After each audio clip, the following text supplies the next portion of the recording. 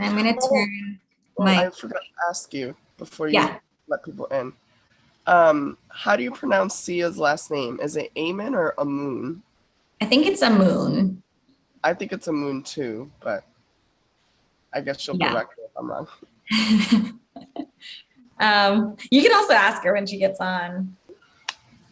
All right. I see everybody in the waiting room. We're live on YouTube and Okay, then, I'm ready. okay, cool. I'm going to go on mute. I may have to turn my camera off because I'm going to go live on Instagram too. So I'll turn it off and then I'll turn it back on. Okay. Okay, I'm going to let everybody in.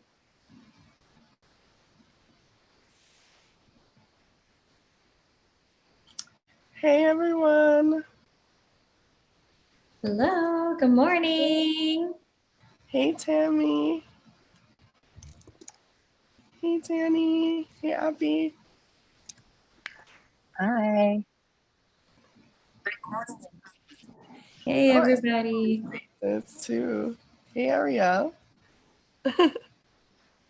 Hello, how are you? Good. How are you? I love your background. It's like super cute. Thank you. You're welcome. Hi Amanda. Hi. I'm seeing so many new faces. Is it your first time here, Amanda? Yeah, I actually just found out about this at midnight last night. Oh wow. How through social media? Yeah. Someone that I follow posted someone and then I like stumbled upon you guys. So yeah, Oh, I'm super excited.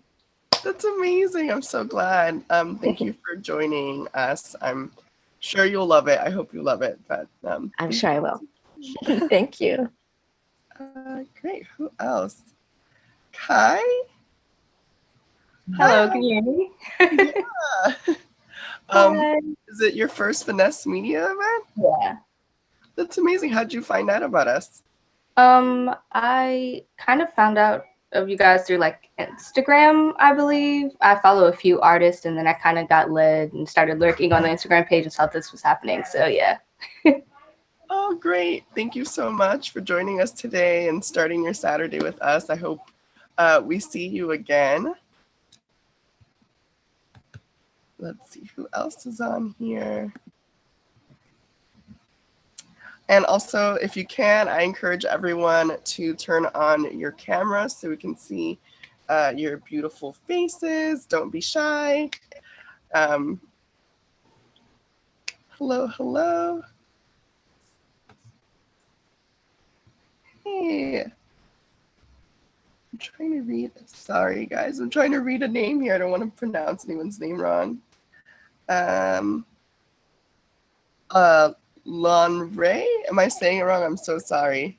Oh, no, you're fine. Yes, it's Lon Ray. Lon Ray? I don't know if you can see me. I turned on my camera, but it's not showing me like a preview. But my name's Lon Ray.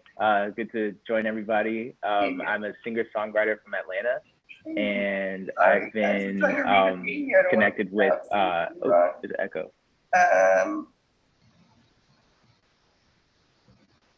Okay. Yeah, I think there might be a technical issue, but yeah, I'm Lon Ray. Good to see everybody. Nice to see you. I feel like I've seen you here before, right? Yeah, I was on I think a Saturday session like a couple weeks ago. Yeah, and you submitted a song as well? Yes, I did. Yeah, I remember. It was a great song. Thank you. Nice to see you here again. Yeah, nice to see you. Great. Thank you so much, guys. Of course, thank you. Hey, Ezer. Hey, what's up? How you doing? Good. How are you? I'm good. I'm good. Cool background. I don't know how to do those like Zoom backgrounds in the back. I'm so envious of all of you. I want to pretend I'm somewhere cool. Cool. Hey, Kingston. I saw you. Always outside. Enjoying the California weather. Yes, how you doing? Good, good. Happy to be with all of you guys today. Trying to see if any of our panelists have come in just yet. Justine, I'll shoot them a message. Doesn't look like any of them are on just yet. But in the meantime, you can just go ahead and continue with your icebreaker and I'll mute myself. Hey, Lexi, that's a cool background. Yeah, I'm in San Francisco. I love your patio. Hometown glory. Yeah, Bay Area. When Finesse Media first started, there were so many folks from the Bay Area, and I'm from New York, and I had no idea that everyone from the Bay Area goes, Bay Area, Bay Area. I'm saying it so badly, but I was literally stuck in my head. It's like how New Yorkers say "yer." We say Bay Area. Bay Area. Better. So if anyone else here from the Bay Area, shout out to you. But if there's some New York City folks, you know, throw a "yer" in the chat.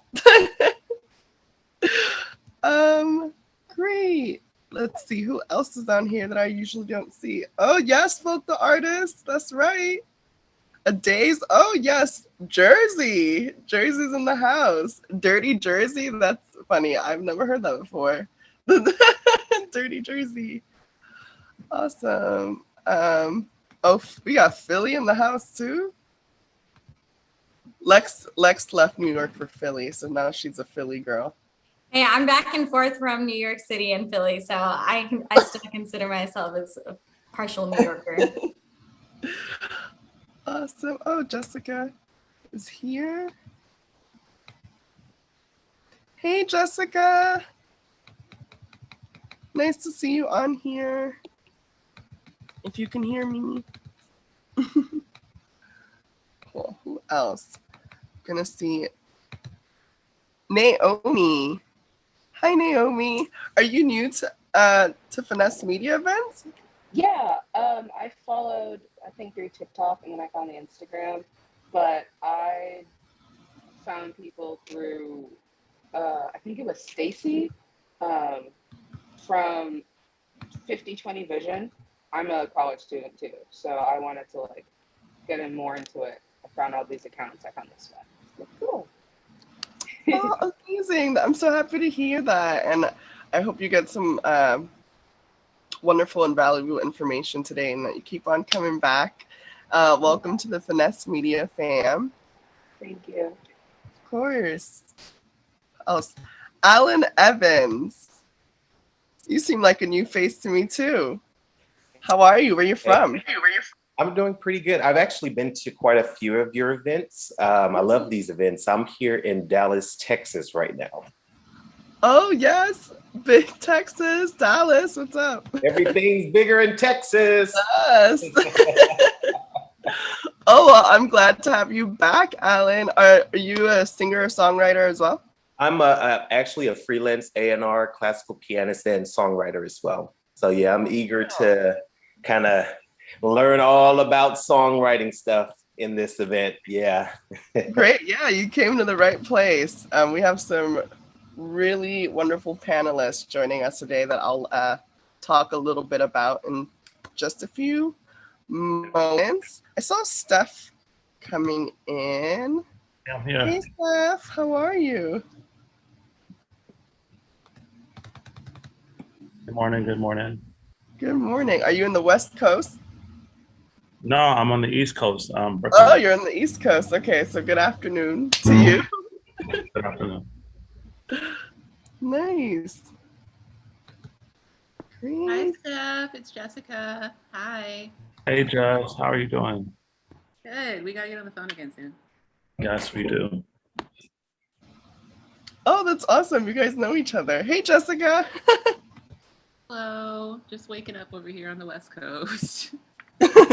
No worries. Take your time. Thank you for joining us. I know it's super early up there. Thanks for throwing these great events. Definitely. Okay. I want to get started in just a few moments. Thea and Lottie are hopping on. I just sent them the link again. Okay, great. Is Shantae on? No, not yet. Let me actually remind her too. 1 second. Yeah. Also, hi everybody. I'm Alexi. I'm the founder. If you didn't, Hey, if I Alexi. haven't met any of you. Hey, Steph. Hey. Hello. Steph, I'm a huge fan of your work. Like a huge fan of your work. Really sweet. Thank you very much. Yeah, and for those of you who don't know me, I'm Justine. I'm the event coordinator at Finesse Media. So I'll be your host for today. I'm excited to get to know all of you better. I really love these events. They get me going every Saturday. I love the energy, the people that come and tune in, and the music. So just to let you know, guys know how the agenda works for today.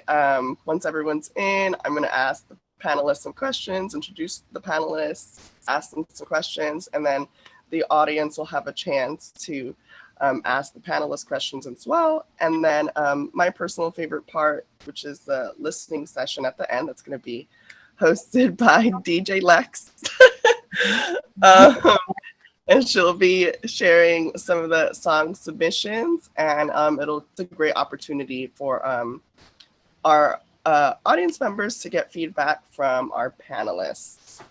So I'm super excited. I'm gonna go ahead and get started if that's okay with you, Lex. Yeah, I just sent Shantae the link again. I think everybody was having a hard time with the link, and then Lottie is here, and I think Sia is here too. Hey, Sia. Hey, Lottie. Hi. So I totally forgot that my brother was using my Zoom. So it's signed in under his thing. I'm going to sign out really fast and re-sign back in so it says Sia. Oh, I can change it for you if you want, Sia. Can you? Yeah, can you? Yeah. Hi, No everybody. Hey, thank you for joining us today.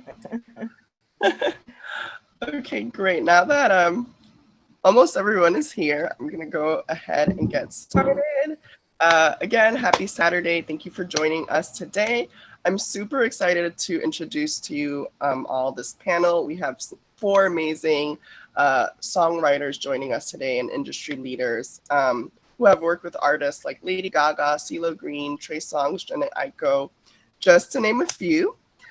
So as usual, grab that pen and paper, write down any gems, tips, any connects that you make today, anything that you may find valuable in the next hour and a half. All I ask is to keep your mics muted unless you're called on. And again, have your video on. We want to see your beautiful faces. And it's a great way to, network with others while you're here. So other than that, let's just have some fun, right? So if you've been following Finesse Media for the last year and a half, you know that we're really adamant about having like the best panelists to speak at our events because we want to provide our community the opportunity to connect with influential folks in the industry. So we want everyone to come in, learn something valuable that can possibly either level up your career or give you the tools to get you started. So that being said, I'm going to introduce to you today's panelists joining us. We have Steph Reed. He is a Grammy-nominated musician, educator, and activist. Hey, Steve. What's up? And we have Sia Amun, which I'm sorry, Sia, if I pronounced your name incorrectly. She is a 4 times RIAA certified singer-songwriter, entrepreneur, and former cast member of Love and Hip Hop Hollywood. And our next panelist is our beloved Lottie, who is the family to us at Finesse Media. She's a super talented multi-genre singer-songwriter, and she's also the social media manager for Black Women in Media Collective, which highlights and supports Black women in music, television, and film. And she is also the media coordinator for Hard Drive, an indie music creator community. We also have Shantae Vatrice joining us today. I'm not sure if she's still on just yet, but she is a pop recording artist and international model who's worked alongside some of the industry's top producers such as J. Rel, who's worked with Jamie Foxx, Music Soul Child and Maroon 5 and others, and multi-platinum producer Anthony Dent, aka Diddy's Hitman. So we have some really, really great people joining us today. How are you all? Hopefully well. Oh, great, Shantae. You're here. Hi. Oh my God, I love your hair. Thank you. It's so beautiful and bright. Okay, great. So yeah, let's get started. Now that I wanted to know, how did all of you get started as songwriters? Can you tell me a little bit about some of your projects you worked on and how you were able to collaborate with artists such as like Mary J. Blige and Swiss Beats, CeeLo Green, and so on. Anyone can jump in. If not, I'll just call in someone. I'll go, I guess. So interesting. I always actually wanted to be like an A&R. And I started out developing artists. I had a couple like things fall through. I was really, really discouraged and like so depressed. And I started writing songs. My dad's a songwriter and a producer as well. So I just kind of grew up in the studio watching him. He's one of the original members of the Underdogs, a production group called the Underdogs. And I was able to just witness him at the height of his career, and I was super inspired and decided that if I really wanted to take it serious and be an artist, because being an A&R at the time, I just kind of was discouraged and it wasn't working out. So I was like, if I really want to do this, I got to start writing songs. And so I just started networking as much as possible, reaching out to people. And literally one thing led to the next. And before you know it, I'm in different sessions with all kind of people. And I got my first placement with Lady Gaga, with Teddy Riley called me for that. And then just so on and so on. But that's pretty much how it started. One thing led to the next. It's, one goal or ideal led to me wanting to be an artist and a songwriter. And here I am. Yeah, amazing. Like, you were just getting your foot in the door, starting out as an A&R and then moving on to what you really like to do. It was like whatever I could get my hands on. I just knew I wanted to be doing music, and it was like whatever I can do, I want to do it. You need help? Yeah, I'll help you. I'll develop you. I'll do this. I'll do that. And so yeah. That's right. Yeah, that's how you network and get your foot in the door. Lottie, how did you start? I just want to say, Sia, I didn't know you wanted to be an A&R. It's so funny because she's such a dope artist, so I thought she was always doing that. But for me, so I'm someone who's always wanted to get into music, but I knew I didn't necessarily want to be an artist because I had been friends with so many of them and I had seen that struggle and I was like, love y'all, respect y'all, but nah, it's not for me. But I loved songs and I loved writing songs. So I was just like, okay, well, how can I get involved with it that way? So I just started working really with just like people I knew, like producers I knew, artists I knew, other songwriters I knew. But then I went to a conference, ASCAP Expo actually in LA. And once I went out there, I was like, oh man, if I want to really be taken seriously or do this for real, like I got to move to LA. So I moved there towards the end of 2018. And I literally was just like studio hopping while like working part-time. So it's like, if I wasn't at work, I was in the studio. And that's where I met like a lot of like cool people. And I go to Ultrium a lot. Shout out to Yanni and everybody there. And that's how I eventually was able to like meet Mickey and a bunch of other folks that are dope in the industry. But it's really was just me, kind of like Asia said, I just wanted to be a part of anything and help anyone. So I was going to like every event, I was going to every party, I was going to like every session, everything I could to meet people. And just like along the way, I realized that I was really passionate about like independent talent, just because there are just a lot of people who are really dope, but they're not necessarily getting the look because they're not signed, or that people don't necessarily like want to work with them as much because they feel like they're not getting that clout of working with a signed artist. So I've been working a lot with independent talent, helping to develop independent talent, but also just working with different organizations that you mentioned to help with that as well. So yeah. Amazing. Thank you for sharing. Steph? Good afternoon. Similar to everybody else, like I had a passion for arts and music before I claimed it, you know what I mean? So I remember always, it's like 8, 9, 10, being in like the choir at school and being in the chorus and like just wanting to be creative. And then it wasn't until maybe I was 13 where I made the proclamation, I'm gonna be an artist for the rest of my life. You know what I mean? And like I was like daydreaming in some class, and I was like, this is it. Yeah, I know who I am and what I'm here to do.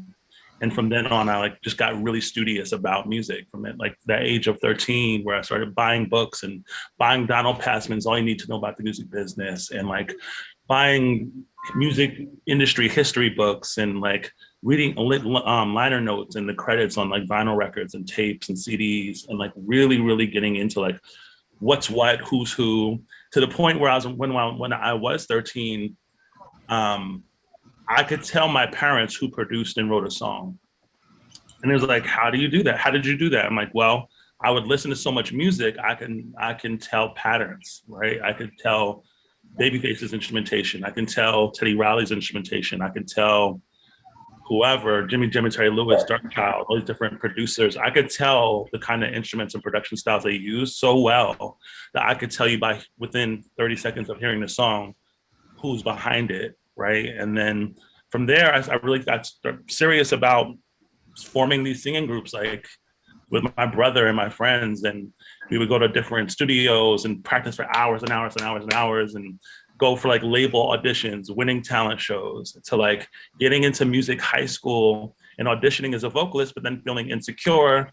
And so I started, because in my high school, people had record deals, people were on tour background dancing, people were in movies and TV. So it was like that stake was high. It was an alternative school, but performing arts. So I got really, really aware of my abilities and disabilities. So I started teaching myself how to play piano by ear. And while teaching myself how to play piano by ear, doing my singing group thing and going to auditions, I ended up, by the end of my high school career, I co-wrote the school song. I got a chance to perform at Madison Square Garden at the McDonald's Gospel Fest with my singing group. We performed on a Major Label album. It unfortunately didn't come out.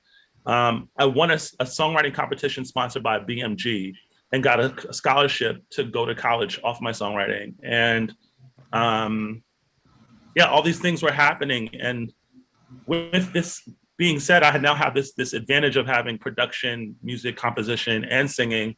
I got into college with my songwriting award, which I got the scholarship. While in there, I was making demos. I had a kid on the way. I'm like 18 with a kid on the way in college. I went to Five Towns University. And I met a friend I met in that first semester of college, had a connection with an A&R Def Jam. And I, from Yonkers, had connections to Rough Riders. Somehow I knew some folks, and then we each connected each other to iron sharpened iron, and we traded connections to where I would go to Sam Ash for like hours and hours and hours, play in school hours and hours and hours, and just always dedicated my life to music. I had made these demo tapes by going to music stores, putting my zip disk, my floppy disk into the keyboard and saving my programs, recording that onto a tape. I would have these little demos. I met an A&R from Def Jam that year. It was like 1999. I played some of my demo. I got in touch with the A&R. They put me on the production team. I also, at the same time, was also introduced to like Swiss Beats and him wanting to sign me. Also, at the same time, being introduced to Troy Taylor, who wanted to sign me. So I like very early on, still a teenager, getting into the business, having somewhat of a bidding war, and like making that somewhat of a smooth transition from being a kid who had dreams of being in the industry to getting into the industry. And like from there, there's like all these ups and downs and all these like amazing iconic moments, but then also some really rough times. But that's pretty much how I went from being a child and a young person who wanted to get into the industry to how I got in. Wow. Thank you, Steph, for sharing your incredible story. And also, if you haven't read the book, All You Need to Know About the Music Industry, you should purchase it. It's literally the music business Bible. So get your hands on it if you haven't already. Shantae, can you tell us a little bit about how you got into the industry? Yeah, I will definitely second what you just said about Donald S. Passman. I absolutely love that book, and I read it at a very young age. But I always knew that I wanted to do music, so I was just very active in learning instruments. I was always writing. But how I really got into the business was I was living in Atlanta, and I started studio hopping and just networking and making sure that I positioned myself to meet anybody and everybody, and people started knowing my name, and I just went on from there. So that's really how I got into the business. Making connections. Connections, all about connections. Yeah. Yeah, it's all about networking. So my next question for you guys is, if I'm an early stage artist and I want to work with bigger names, how does one pitch their song to a label or get it in the hands of top charting artists? Good answer for them. Anyone can jump in unless I'll call it. So I personally think the best way for an independent artist to just get attention from major artists, labels, etc., is to just build their own fan base. Amen. Like go crazy. Like that's honestly the best advice I can give. Like you could hit people up and reach out as much as you want, but people want to see, like, they want to see something. They don't want to feel like they're just like giving you an opportunity just to give it away. They're like, okay, have you worked for this? Like, oh, okay, you got a fan base. Like, why should I give you this opportunity? Why should I attach my name to like what you're doing? And you have to literally prove to people that you're worthy of being in the same space as them. So that's really what I would suggest. Yeah, I 1000% agree. And I feel like what she said doesn't just apply to like writers or artists. It applies to anybody, engineers or producers. Everybody can build a brand. And a lot of it also has to do with just working a lot with your peers. Like if you make a lot of dope music with the people around you and your whole like Instagram or whatever is filled with like snippets of like all the cool mixes you did, everything you produced, everything you wrote, even if they're not popping necessarily, people, they listen.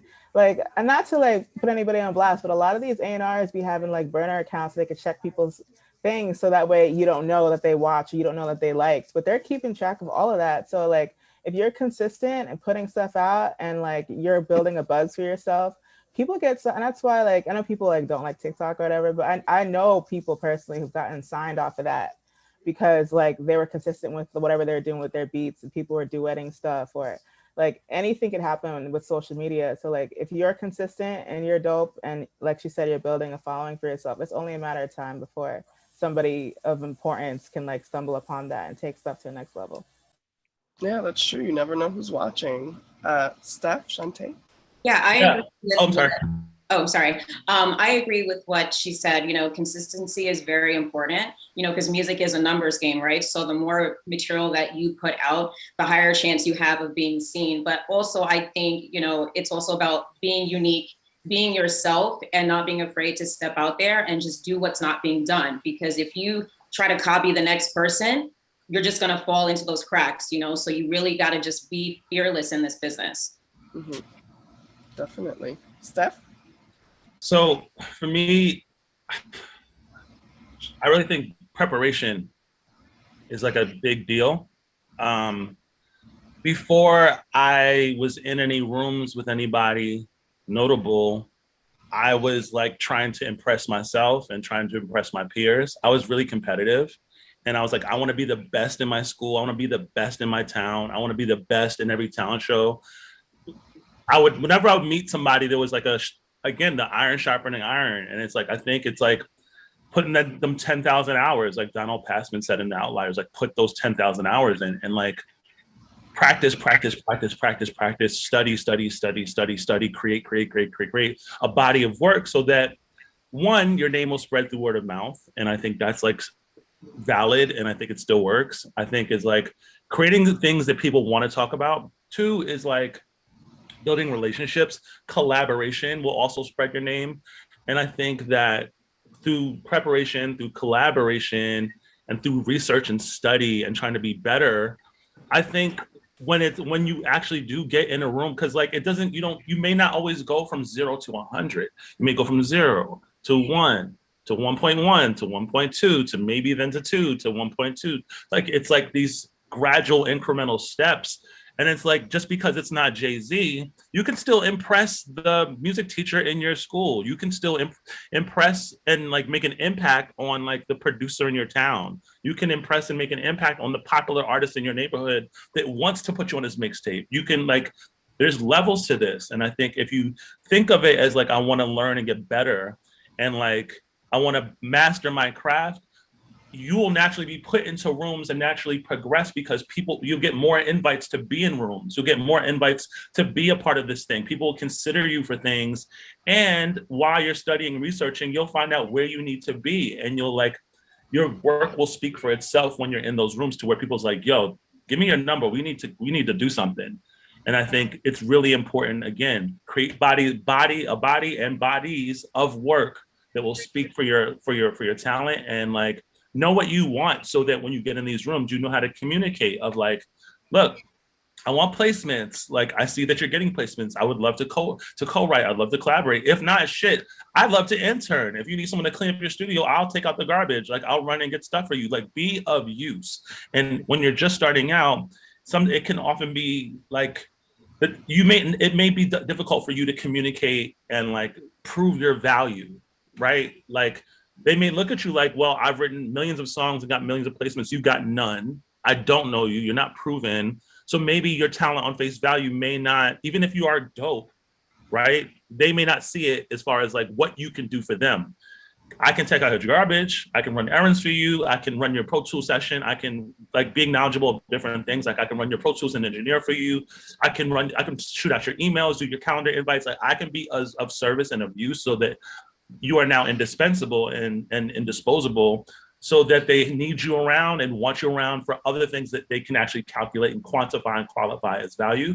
And then maybe slowly but surely, they'll be open to hearing your demo and say, wow, you actually are dope.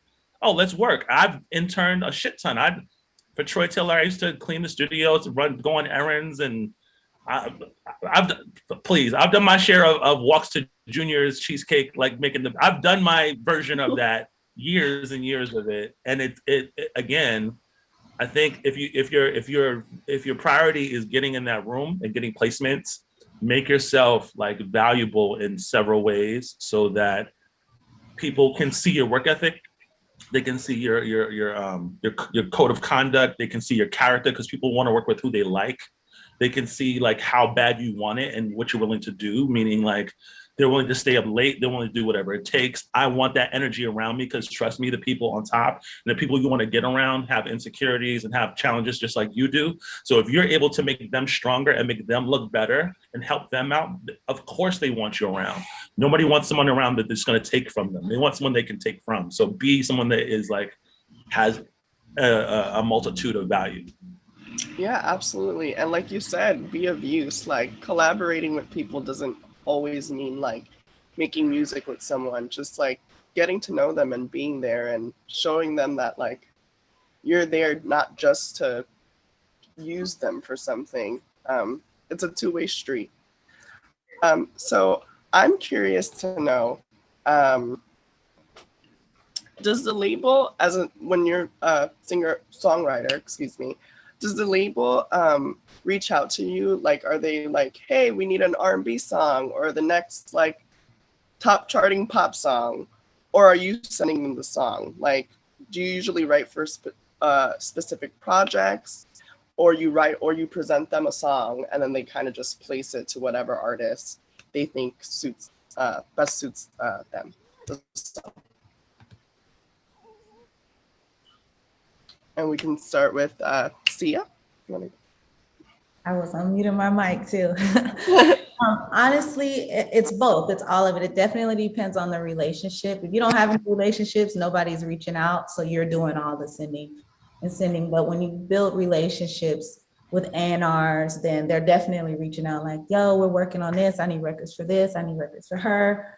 And yeah, that's pretty much how it goes. You're constantly working though. Like the songwriting never stops, like if that's the goal, if the goal is just getting placements, then you should always be writing. You should always just be building up your catalog so that when people do reach out, you have records to send.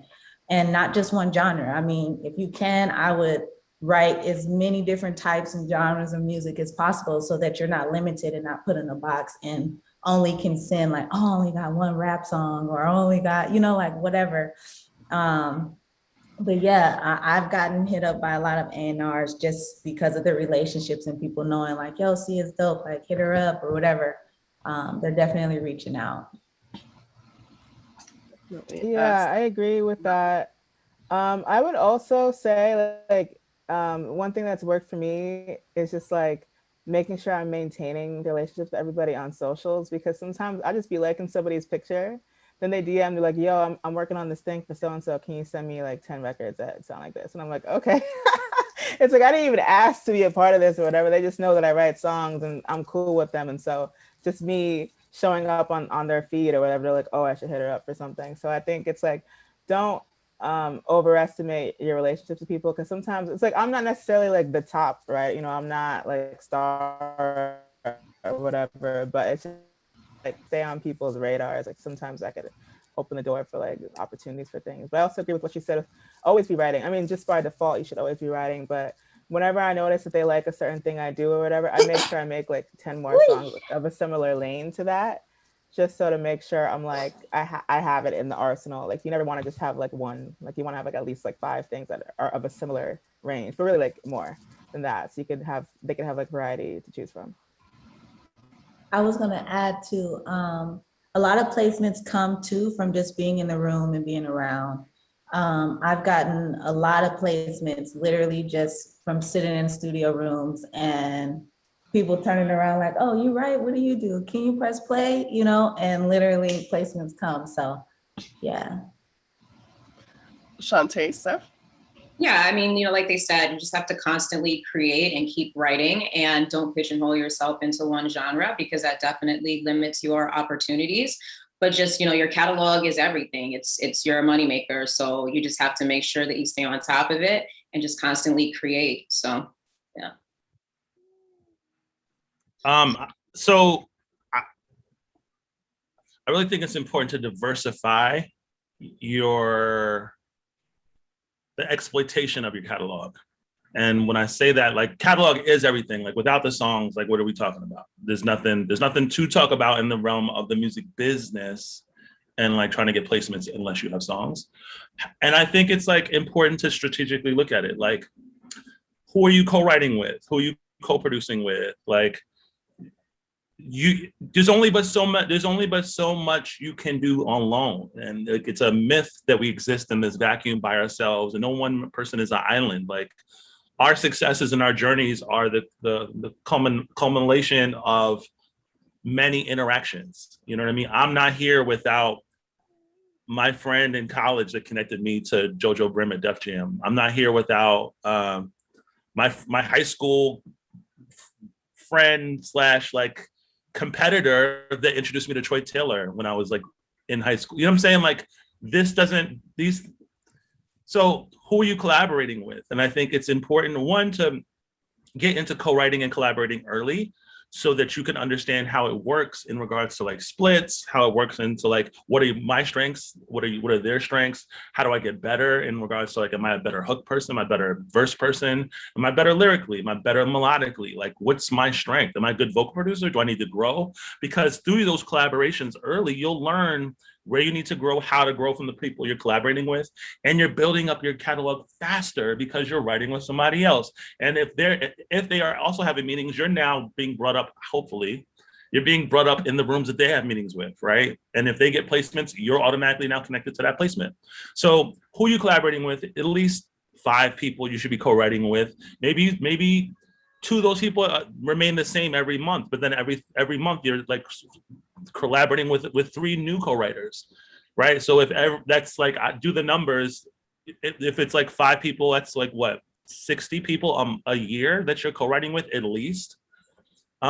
So you have like your regular co-writers, and you have new people that you want to. Then you have goals, like one day I want to be able to co-write with freaking James Fauntleroy, but it starts with the people in your lateral scope. And I think then there's like the placement game of like, if you can get connected to somebody who has one of these lists that says these are all the artists in the industry that are looking, I don't find it to be helpful, but some people have found success. And just in regards to like, this is like what this is what it looks like, and this is the process of this artist on this label has this sound, they're trying to do this. It gives you a sense of hope of like, I want to work with Charlie Wilson, or oh, I want to work with Lumineers, or oh my God, I would love to work with 7th Streeter. But your idea of what they may want to do may be different than what's on that Who's Looking list. And that could be really informative of how do I now create this commercial placement with information that is counterintuitive to what I want to do, but maybe am I up for the challenge of creating this thing that the Who's Looking list says? I think also taking A&R and manager meetings with artists managers, artist A&Rs, and like if you can get them, they're awesome. I think in a sense of when you're starting out, they will play you, this is what I'm working on for this artist. You can then say, oh my God, I got something that's just as good as not better. I may, you know what I'm saying? And they may be receptive or they may not. They may say, well, I like what you're doing. Come see me in a month, make some new shit. This is what I'm looking for. That now gives you a back and forth with an A&R or with a manager. So we got co-writing is a great way, as well as working with like writers and producers. We got A&R manager meetings. Those are great. Who's Looking lists are also interesting. And if you can work with artists directly, that's awesome. I mean, that's a different beast and a different game, just because artists can be all over the place and switch directions often. But if you can connect with an artist and like build a relationship and help them build their sound and be someone they can count on for like writing and vocal production, oh my God, you can like be their go-to person. So I think, yeah, so like building a relationship with the artist will help you to have more of an in on the project, because especially if they want to co-write with you and if they want you to vocal produce them, that's like golden. Being like a go-to person for the A&R and the manager at the corporate level is great. Who's Looking list from like the periphery is cool just for challenges of how to write to these cues, and co-writing, because you can like get into different rooms through producers and songwriters that you co-write with. So I think if you have all these multiple level strategies scaffolded on top of each other, it really increases your chances, increases your catalog, improves your skill set, and gets you just well-versed on the different processes of the game. I wanted to add one more thing. I've noticed that a lot of new writers and producers are really, really taking advantage of Instagram and like posting their songs and saying like, who do you hear this on? And then everybody's like tagging like, yo, that'd be dope for Trey, that'd be dope for Trey. And then before you know it, Trey has the record. So definitely take advantage of social media as well. Yeah, definitely. And I wanted to go back to, we were talking about like writing for multiple genres. So for instance, like Sia, you've worked with like Trey Songz and Lady Gaga, which are two completely different artists. How are you able to write from different perspectives? For instance, if you write a song for a person of the opposite gender, or write music for various genres? Honestly, it's just pulling inspiration from everybody and everything around me. I have a ton of brothers, and so I'm always talking to them and picking their brains, and I'm really, really close to my dad. So I'm like, well, what would you say? Or what do you think about this? And how do guys handle that? You know, to at least sing from a male's perspective, and to just knowing what I want as a woman and what I would want to hear somebody say to me, you know. And then just from different genre perspective, like I started out writing pop, like I was in pop before I even got into like urban music and everything. So it wasn't, and Lady Gaga happened to be my very first like big placement, my very first professional studio session, my very first everything was that session. So it was a little easier at the time to tap in then. And then making the switch to urban music was just kind of natural too, just growing up, you know, in the 90s and listening to people like Brandy, everybody. I mean, I could go on, but it's just what you expose yourself to and what your influences are that really help, you know, you be able to write different genres and everything. I think too, also, you know, making sure that, you know, like she said, exposing yourself to different genres. Like, for example, going to different style of music festivals is a very good way to learn, a certain genre and pick up on, the way the melody is written or the lyrics that they use. So also just coming into that area as a listener and as a fan really, really helps you, create music that's authentic to that genre. So. I remember early on, one of my first mentors, Troy Tiller, who discovered Trey songs and produced for like Whitney Houston and B2K. And I met your dad early on when he was doing B2K stuff. Yep, he was in the character studio with Troy, and I met them when I was about your age. So the assignments that Troy would give me was make a song like this, make a song like that. And it would be like these different genres and different styles of things that were like popular on the radio, or maybe not even popular, just something that he thought was interesting. And it was an assignment to see my range. And that really taught me how to deconstruct songs. I mean, I already was, like I said earlier, like when I was 13, I would listen and I could tell what was what by listening for patterns. So when I was 18 and I met Troy, it was like, okay, listen to this song by this whatever popular artist, make something like that. I had to then really critically listen. What are the things, what's the core elements that makes this song? From the hook to the verse, to the rhyme schemes, to the production styles, to the harmonies. Is it unison? What's the hook like? Is it repetitive in this way? Is it repetitive in that way? Is the title in the hook? Is there whatever? What's the instrumentation on the hook versus on the verse? I had to really listen so that I could recreate it and then give them my assignment to say, this is my version of this. And often I passed, sometimes I failed, and sometimes he sent me back to the drum board, like, I need you to revise it. And that also taught me how to like tweak it and like listen more and more closely and deeply to see what is missing from this. And I think when it comes to writing for other genres, listening as a writer or producer, as an artist, I think listening is like, the saying is God gave you one mouth and two ears. So it's like, listen, like that's your superpower. A visual artist, my girlfriend is a painter. She sees everything. Noticing this, she notices that, she notices this, sees the color pattern, sees structures, sees this, sees layers. Us as musicians, we hear everything. So like, listen to the inflections in singers' voices, listen to different rhyme patterns and syllable patterns, and listen to like range and like textures, and just listen and saying, what makes this what it is? Is it like, and the more you listen, you can figure out what the formula, you want to figure out the formula to each thing you're listening to see what is the things that make it work, what's just extra sauce, and what's the core elements so that you can recreate it. So like if I listen to, like, for example, I remember last year, I worked on an R&B song, I worked on a trap song, and I worked on a reggaeton song.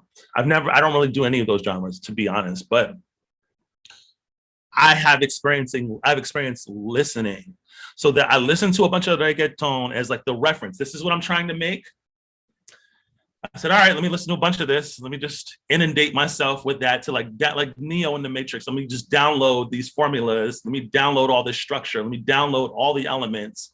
Then I go in the booth and I just kind of mimic what I heard by putting my own sauce on it and the artist's sauce on that as well. And then she loved it. Similar to like, I worked on trap stuff. It's like, I don't really listen to this. I don't like it, but if you want it, I'll make it. So I'm listening to Roddy Ricch, listen to all this stuff. And I'm like, all right, they do this. Okay. Oh, they like to do you just start to see the patterns. They play the beat. And also the music will tell you everything, right? Like the production, the chords, it really directs you. So like if the music, for you to feel and hear the music, I'm as a writer, I'm responding to the music. As a writer, I'm really just responding to the music. What does the music tell me to do?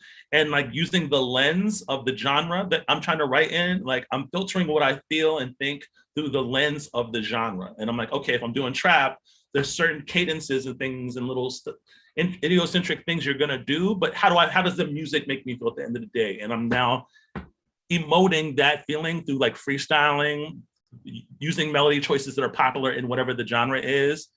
And I'm maybe putting on a character for that genre.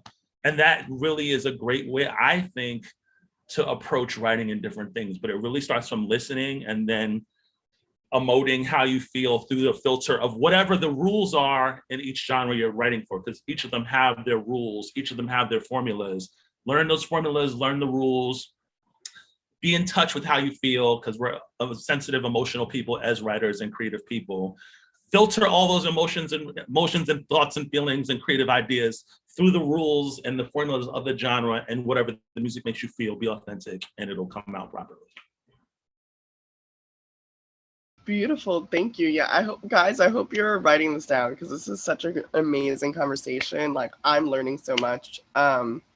And kind of stuff what you were talking about reminded me a little bit about like journaling, kind of just like putting all your emotions out there and just like releasing everything out. This is my last question for you guys. We're going to go on to the Q&A after this. I wanted to know what happens. I know you guys work on multiple projects. What happens when you're working on different projects and you experience writer's block? What are some of the things that you all do to cope with writer's block? I would love to talk about that, because I just got out of writer's block and it sucks. I think, it's important to literally step away from it. Don't do anything that's related to music. Do something that you love to do, like go for a walk, meditate, go shopping. I don't know, like just do something that it has nothing to do with music. I think, as artists, we tend to beat ourselves up when we do have writer's block, like, damn, why can't I do this? Am I not good enough? But it's part of the process. And then once you step away from it and you come back, it just flows out of you and everything is just organic. So yeah, just step away and do what makes you happy, whatever that is. Yeah, I like what Shantae just said, because honestly, all writer's block is like a lack of a flow of ideas, or like good ideas. And that just means that you need something to inspire that. So whether that is like watching 30 minutes of a show or going for a walk. I personally get inspired by listening to songs. So especially if I'm writing a song in a certain genre, I'll just play like 10 songs in that same genre, and then they'll say like a line or they'll do an ad lib, and I'm like, okay, boom, I have like a whole concept now based off of this. So it's just like finding something to inspire that. Sometimes it's taking a nap. Like I'd be having some dreams and I'm like, oh yes, that's a whole thing, So there's a lot of ways just to inspire that flow. I just want to piggyback off of what Shantae and Lottie said. Definitely step away. But James Farnworth actually told me one time when I was having a really dry spell, he's like, what is writer's block? Like, what is that? Like, that doesn't exist. Like, if you have writer's block, then write about having writer's block. So that was probably the best advice that I could have gotten from one of the greatest songwriters of our time. And it does work, but I'm an inspiration person as well. I actually have to experience things. Like I have to, after a while, it's like, I need to step back and actually like live through things. And like, if I'm just singing about the same thing or just trying to keep up with what's going on, then everything sounds the same, So it's like, let me step back. Let me just change. Maybe I need to get in a relationship. Maybe I need to get my heart broke. Like whatever it is, like that is really where I think like some of the best songs come from. It's just like the actual experience of going through things and pulling from that place. Right, definitely. Steph?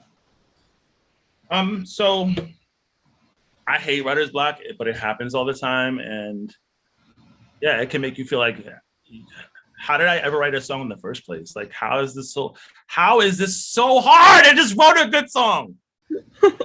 But for some reason, like, it's like sometimes you go to write a song and it's like, I have no idea what I'm doing. Like this, like imposter syndrome will like set in heavy. And I'm like, yo, this is crazy. What is happening? Like, it's like 51st date? You like wake up every day and you're like, who am I? Like, what is happening? But I think things that are helpful for me when I'm feeling writer's block is like, one is, and I want to go back to this all the time, is co-writing is super helpful, because like, you may not have the idea that day, but if you co-write, you can piggyback on someone else's ideas, and you can be like, you may have better reactionary and response driven ideas based off what someone else did, and you be able to hear like, oh, okay, what you did is great, but if we went this way, it'll come off better. And what if we take it there? And that's like, instead of driving the car, you're like in the passenger seat giving directions of let's do this, this may be more effective. And that's co-writing, that's important. That's part of writing. It's that when you're writing alone, you're doing that, you're doing both. You're like coming with ideas and saying, then questioning yourself, how could it be better? But if you co-write with somebody, I think it takes the pressure off of having all the ideas and like being collaborative. Also, co-writing, I think what's great about that is eventually they may get stuck, and then you're, because there's been less pressure, it may be easier for you to problem solve and figure out what the bridge is going to be, what the how we should start the second verse, because maybe you have that, maybe you have the bandwidth for that day, and you have a better perspective for where we need to go, what problems need to be solved in this song. So that's one. Two, I think, is to try writing to something different. I mean, everybody said stepping away, and I do that all. I love to step away. I go to museums, and it's like the artist's way. The book is important. It talks about taking yourself on creative dates. So I'll go to museums, I'll go to galleries, I'll walk in nature, I'll have a picnic by myself, I'll go on a bike ride, I'll watch something funny, watch cartoons, watch movies, just things to refill the well of creativity, because there's a process of it filling, emptying. So like, how are you refilling your creative well? So creative dates and looking for inspiration outside of that with no pressure is important. But then when it's time to create, maybe I go to write something different. Maybe I don't have it in me for this particular song for whatever reason. Let me try a new song. Let me try writing to a different beat. Let me try writing in a different genre. Let me just switch it up. And I think you may, if you're stuck in that one song, you may get further in a new song than you did in that last song. And then maybe maybe in a month or two or a year, you can come back to that song and you actually have it. I don't know. I don't know why that is, but it is the way it is. And I think giving yourself permission to be flexible, giving yourself permission to try something else, giving yourself permission to start over, giving yourself permission to like move on, giving yourself permission to there's an important book called The Four Agreements, and it talks about doing your best. But the concept is your best, it shifts from day to day. You know what I mean? So like, give yourself permission to do your best today, and understanding that maybe your best tomorrow will be better. And it's like, maybe my best is I made a hook and I don't like anything else, and now I'm gonna move on to something else. And maybe in a month or a week or a day or a year or 5 years, you'll go back to that hook and say, well, this is actually kind of fire. There was something in that. Like, I don't know why I abandoned that. I think I got it. Now I have it. That happens to me. So those are some ideas. I hope that's helpful. Writer's block is real. Your feelings are valid. Your insecurities are like, it's all fucking real. It's all valid. I go through it all the time, and I've written so many great songs. And for some reason, as recently as last week, I was like, I literally just taught this course on Skillshare about songwriting. Grammy-winning writers come to me to write with them to make their better songs, and I am still like, what the fuck am I doing, yo? Is this? I think the train has come to an end. I think this is it. I've run out of melodies and words. I think, nice run. All right, got me. Found me out. Jig is up. Yeah. So we all go through it. Yeah, for sure. I wanted to add really fast too. I think a lot of the times we get so stuck in our heads on just wanting to be perfect, and everything just has to be a certain way, and it just has to be right. And I think we forget that like writing songs is no different than being a painter and having a blank canvas and just creating whatever the fuck it is that you want to create, you know? So sometimes when that happens, like literally just say whatever. Like, don't be so stuck on what your idea was. Just forget that idea and just say whatever. If it sounds crazy, it might sound stupid to you, but just try to get through it. Like, that's one thing my dad always tells me. He's like, we can always go back and change it. The verse that you write tonight doesn't have to be what's on the final version. Like, let's get through it. You're overthinking, and you don't have to. Like, let's just have fun and just create. Like, why are you in your head, you know? So that helps a lot, guys. So try that next time you do have writer's block. Try to just like eliminate the idea that you originally started. Same track, but just say the first thing that comes to your mind, get through the song, and then revisit it the next day. And before you know it, you have exactly what you wanted from the beginning anyways. So yeah. No, that is so, dude, that's brilliant. And like, I struggle with giving myself permission to say whatever. And whenever the last few co-writing sessions I've had, the person I was writing with just was like, said whatever. And I'm like, anything. It feels like you have to get it right now. But like, even Stevie Wonder, I remember I've like seen interviews and he's like, Golden Lady. I don't know if y'all know it. Song called Golden Lady. The original is like, his original demo was like, oh, little lady, I like to go there. Anyway, the initial lyric was old little lady. It's like a dummy lyric. And it's like, give yourself permission to have dummy lyrics. I'm still trying to figure out how to do it. But yeah, you just need, because here's I was watching something earlier and it said, the sound of words is just as important as the actual word. Like the actual word you're gonna use, like the sound of that has an emotion. You can swap out that word that's a dummy lyric, but the syllable, the melody, and the feeling of the word, the sound and feeling of it, the phonetics of it, there's something in that. So if the word doesn't work, swap it out and find something that matches the feeling and the phonetics and the syllable. Damn, that's so hard. Damn, see, that was good. That was a good one. Yeah. So you guys heard it here first. You know, be patient with yourselves. Don't be afraid to step away.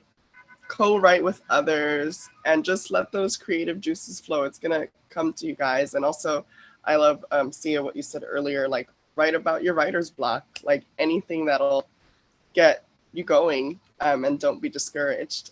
Thank you guys so much for your input. I'm going to open it up to the audience now if they have any questions.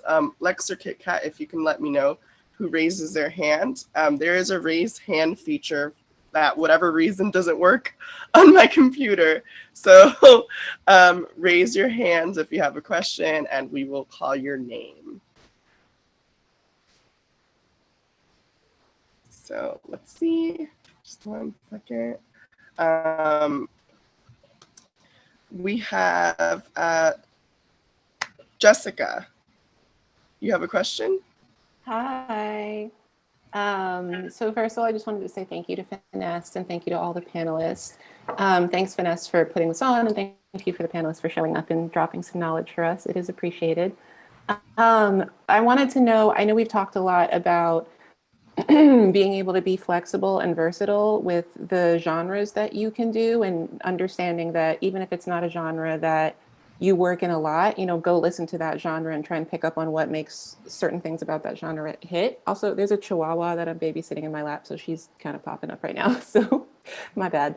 But yeah, so I was wondering, how important has it been to you guys' careers to be known as a specialist versus someone who can be really versatile?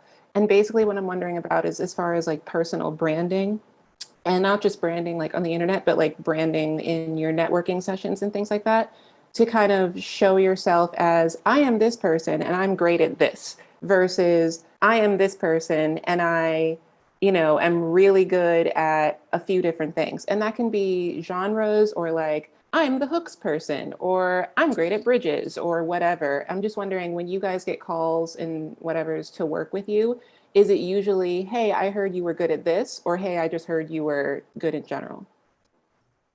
I could start. So the funny thing is, people don't hit me up because they know I'm good at a certain genre. People hit me up because they know I'm good at writing songs and they know that I'm easy to work with, because that's what other people have told them about me. Okay. So like last week I got hit up for like an EDM like track. I don't do that. I don't have no EDM songs out, but they were like, yo, my homie said that you're really dope, da da da, would you mind doing this? And I said, yeah. I didn't tell them I had never done it, but I sent it back and they're like, oh, this is great. Could you do some different variations? Like they ate it up. They're like, oh my gosh, I'm gonna work with you again. So it's like, honestly, I mean, most of what I do, to be honest, is like top 40 sounding. So it's like, you know, hip hop, R&B, pop, that's like my lane. But I've worked on like Latin music. I barely speak Spanish. Like, it really, honestly, if you're shown to be dope and you're not a difficult person, it can really get you a very long way. A very long way. It's like, granted, of course, there are people in this industry who are terrible to work with, but it's probably because they're supremely talented and they have like their little crew of folks. But like for the most part, if you're good at what you do and you're easy to work with, you can get hit up for a lot of things. But I do also think it can pay to be a specialist, because there's this one artist I know named Johan Lennox. He's incredible when it comes to like classical music. And he ended up working with Kanye West, like putting strings on stuff. He's like, yo, I heard you're dope at this and I want this in my music. So it's like, that can work that way too. If you're really dope at that one thing, you could end up in any genre, but doing that one thing. So it could really go any way. Okay, thanks, Lottie. Did anyone else Did want to that chime answer in your on it? question, Jessica? Yeah. Oh, go ahead. I was just going to add too, it goes back to what Steph said earlier too, about just like practice, practice, practice, practice, study, study, study, study, study. The more you practice and become a master of your craft, if songwriting is, let's remove the genres, because songwriting is just a thing itself, you know? So if songwriting is your craft, then let's hone in on that and become a master of that so that you can be versatile in everything. But it definitely does help, of course, to be the best at one thing, but you just limit yourself and you're put more in a box when that's the case. Okay, thank you so much. And also, Sia, I just wanted to say your eyebrows are incredible. Thank you so much. Yes. You should leave the link to your eyebrow lady. Honestly, are you in LA? Like, where are you getting your eyebrows done? An eyebrow kit that I'm working on, so I definitely. The funniest thing about this is she gets this all the time. She gets compliments from those girls all the time. She has incredible eyebrows. But thank you guys. I really appreciate it. Thank you. Lanre, I see you have a question. Yeah, I think Kingston was first, like before me. That's how I was hand raised. But I can go. Okay. It's fine. Yeah. Yeah, you can go. Okay, yeah, I'll just go. Hi guys, my name is Lanre. I'm a singer-songwriter from Atlanta. And first of all, thank you guys for sharing like your insight. Like y'all dropped a bunch of gems. I was like over here like writing down pretty much everything y'all said. So my question is, I wrote a demo, or I wrote my first EP last year, pretty much like off of songs that came to me in my dreams. Literally like I'll be dreaming and like I'll just like hear Janet Jackson like sing the whole song, wake up, find out that it wasn't really a song, that was just my subconscious like coming to me with a whole song and like record it. So I titled the EP In My Dreams. And I was just curious to see if you guys have had that experience of like where songs and top lines kind of like come to you before you hear the beat, or am I just like a crazy person? Literally every inspiration comes to me in my dreams.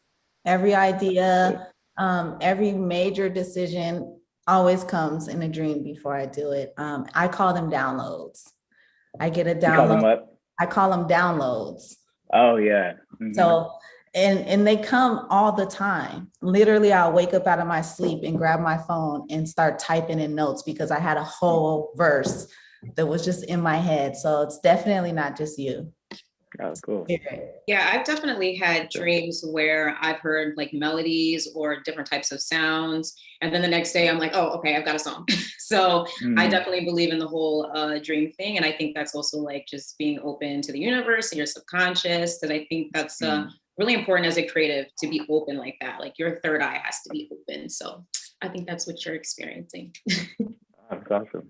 Yeah, if anything like that happens, like if I have like, either sometimes it's not necessarily melodies, but if I have like a very vivid story, because really writing a song is like storytelling. I wake up and I write that whole thing down as detailed as I can, because I'm just like, there's no one else who could write this. Like it's just me who's experienced this, even though it's like not real.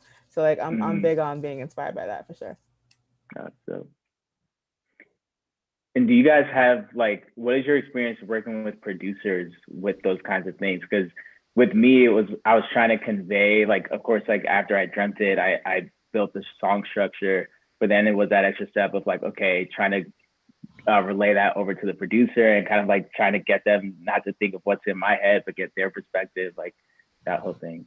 So my advice is learn to produce, like at least on the very basic level, because I'm not gonna hold you. I started out as that type of writer and I ended up switching to writing to production because it was so hard to find producers who want, they're like, you can't do it like that. I was like, what? So I thought I was the only person who did that. But if you actually learn just a little bit of like Logic or FL or whatever, and like build just like the baseline, at least like the chords or whatever, they can build off of that and you get co-production credit. So learn how to produce because it's very hard to convey, oh, it needs to sound like ethereal or whatever. They're just like, what? Like, yeah. But really good producers can do it. But it's just like, it's just easier if you have a baseline going. And to piggyback off what Lottie just said, yeah, you definitely need to learn like some basic production. I suggest anybody that's here that does not have like a home studio setup, definitely like try to do that. You don't have to have a lot of money to put one together. You can do it for less than like $100, honestly. So, you know, make sure that you do learn just your basic production, be able to record yourself, you know, play some chords, and, you know, you can take it from there. Oh, thank you guys. Question, Lori? Yeah, it definitely does. I appreciate y'all. Awesome. So we have time for one more question. GK, I know you had a question. Feel free to ask it during your song submission because we have to run a little on time. But Kai, I know you had a question. Yes. Just wanted to thank everybody for being here. The advice has been great so far. I was just wondering, I'm in Chicago right now, but I know I've like been to LA this summer, and there's definitely, I met a lot of songwriters and artists out there. So I would say, like, does your location affect, like, in being an early songwriter, does your location affect your flexibility, or would, like, you know, do you feel like that's something you should definitely take into consideration when like entering the industry?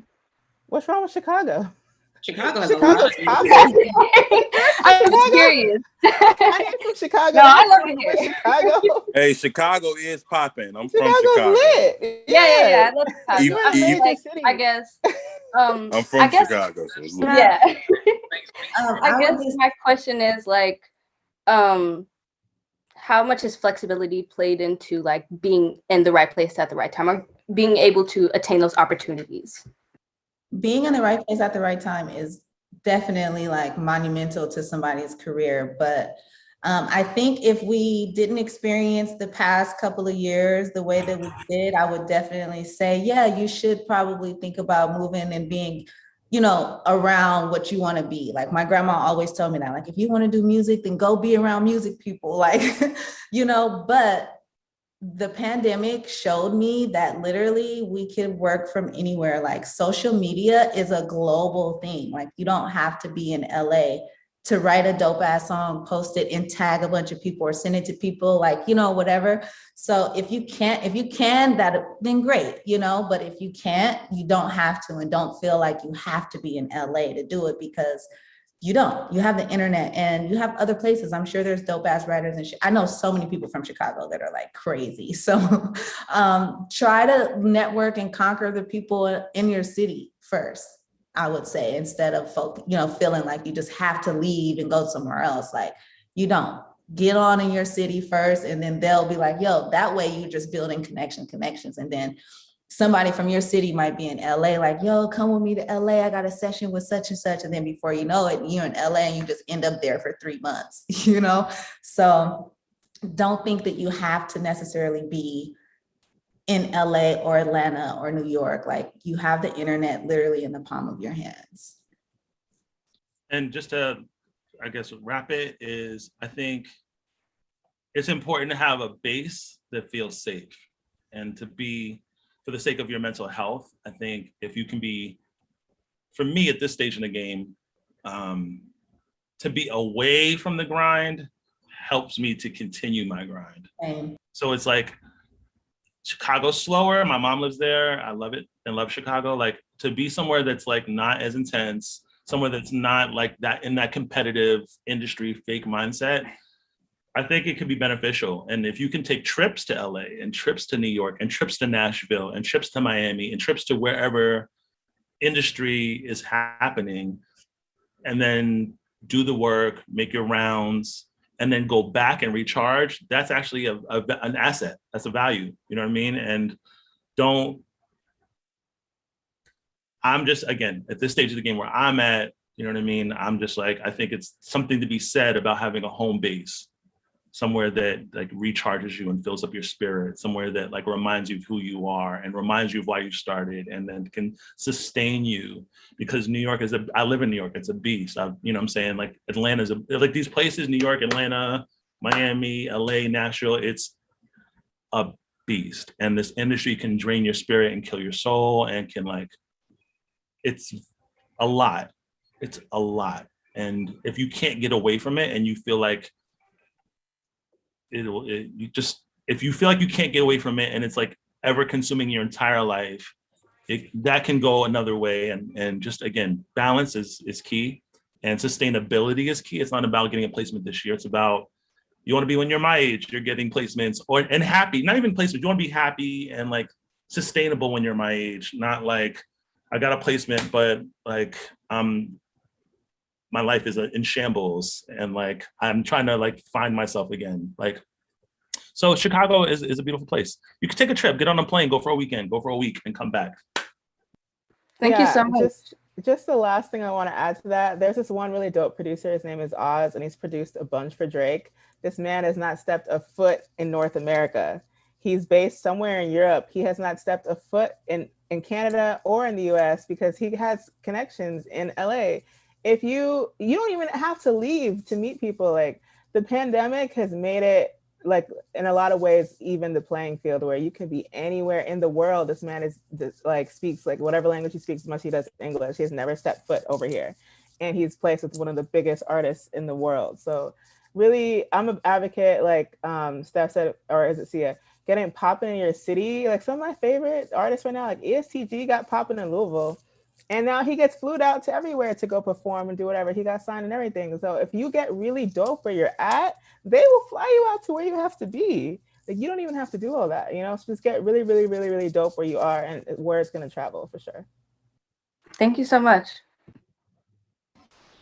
Thank you so much for your questions, guys. And thank you, Steph, Shantae, Lottie, Sia, for your input. We're going to move on to the listening session now.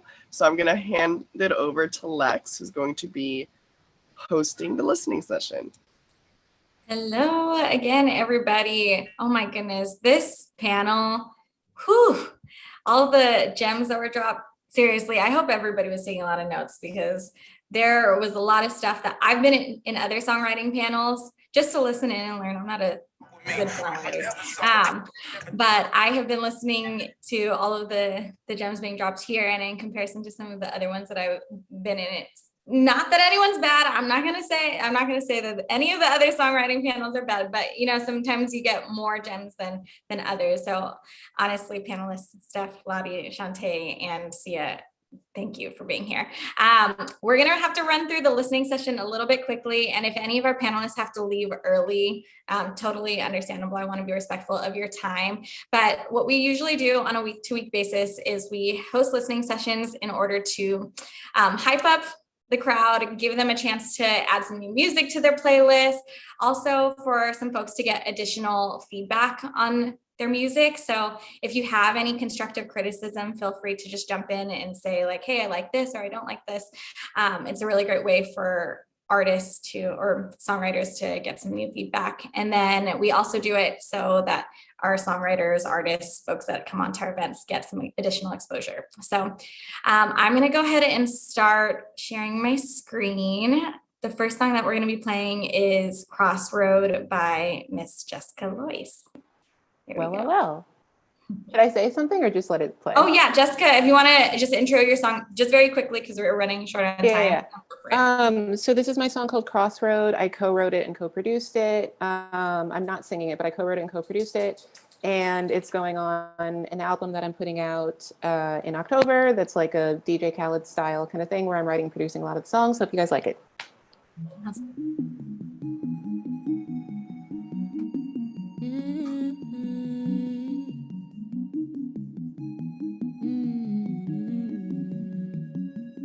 I'm at a crossroad, don't know which way I should go.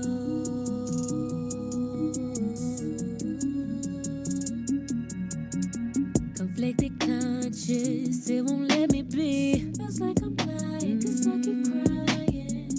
Won't let this time go by, it's catching up to me. Feels like it's flying, but I keep trying. I stay pretending just to make you happy. Feeding you while I'm starving myself. But the feast is all you see. How long should I sit and watch you eat? I'm tired, I'm tired, I'm tired. My patience is wearing thin. But it's my fault, it's my fault, it's my fault. I'm silently suffering. I'm at a crossroads. I'm at a crossroads. Don't know which way I should go. I don't know which way to go. I don't know which way to go. I can't go left, I can't go right. Catch 22, so I can't decide. Here at this crossroads, I'm at a crossroads. Trying to pick a side. Loving you is a tug of war. It shouldn't have to be this way. I'm scared to lose and I'm scared to win. So All right, I'm gonna stop it here. So any of our panelists, if you have any feedback, go ahead and just jump right in. I want to just say something really quickly. I loved the simplicity in the lyrics. I think a lot of times when you've got a really, really big hit, the lyrics are really simple. People can repeat it, they can learn it, sing along to it. So you definitely nailed that. And it's a beautiful song.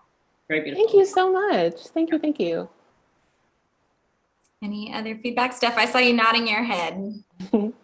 Yeah. So I love some of the dissonance in the vocal arrangements and the pre-hook. Production is clean. Vocal is pretty. Hook is clear. I think there were some production choices that I was looking for. Just like a change in the hook. It felt like hook-wise, it didn't graduate. You know what I mean? Like energy-wise, it didn't necessarily graduate to like this is the hook. Mm-hmm. Maybe you take. I don't know. Maybe there's an opportunity to take something out. Maybe you take the hi-hat out for the first 4 measures. Maybe you add some instrumentation to when the hook comes in, so we know this is the hook. Yeah, like play with it. I mean, I think that's it. That's just for me, just energy-wise. So when making songs, I think it's important to think about what are you introducing each 4 or 8 bars that's like raising the stakes and keeping the listener's attention. Like are you introducing a hi-hat after the first 4 bars and then after 8 you're introducing another thing. So every 4 and 8 something's happening vocally and musically that's bringing the energy up to this payoff, which is the hook, where it's like now we're in this graduation and this climax, which is satisfying, but then you bring them back down. And you bring them back up again, leading up to this hook. And it's like, what are the choices along the way that you're making to like scaffold that energy and bring it to this payoff? You know what I mean? Right. No, I totally feel that. And actually, I feel like a lot of my songs are structured the way that you just mentioned, and this is the more like chill one. But that's super helpful. So thank you so much. And I also just wanted to say really quick, you guys touched on before getting your production chops up even just a little bit to help you work with more people and execute your ideas better. I'm a pianist and I teach piano for producers. So if you guys want to know more about like chords and things like that, just DM me, Jessica Lois Music. But yeah, thanks guys. Awesome. Thanks, Jessica. And thank you, panelists. I'm going to go ahead and share the next song, which will be, let me just switch things over. I'm going to share a song from Elsie called Find a Way. Here we go. Oh, actually, before I share it, Elsie, is there any particular feedback that you want for this song? Yeah. Hey guys, thank you for all the gems. This has been really incredible. So yeah, I'm based in LA, singer, songwriter, artist. This song actually, speaking of an EDM moment, Lottie, is more of a dance song. So it's a demo and I also produced the demo. So would just love kind of general feedback and hope you like it. Awesome. Yes.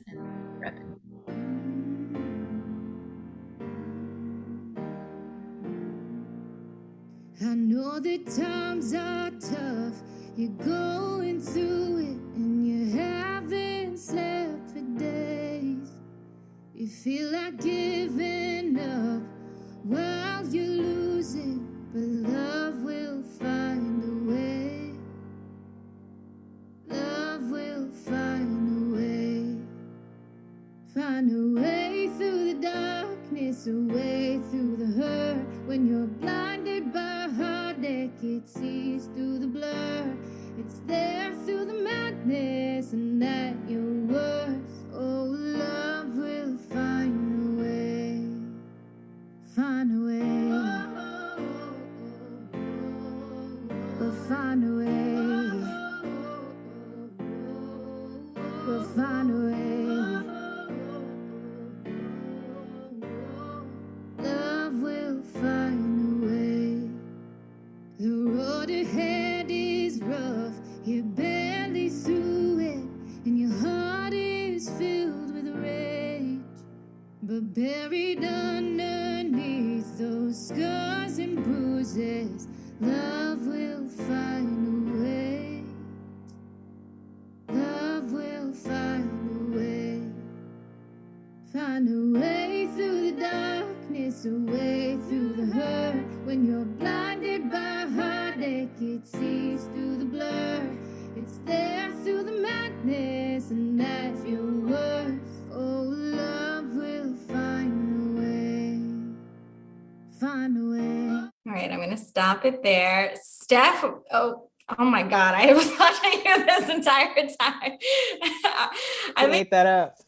I think that was the most excited that I've seen anyone get on one of these songs recently. I love that song. No, it's so good. Do you want to go ahead and jump in? Yeah, can I just say really quickly? It's funny because in the last critique, we were talking about minimal production. Your voice on this, the lyrics, I was just like, oh, child, this needs to be one of them. I don't know, one of them movies, one of them shows. Like, this could be a theme song, but it's so good. It's so good. It's so good. It needs to be out if it's not out already.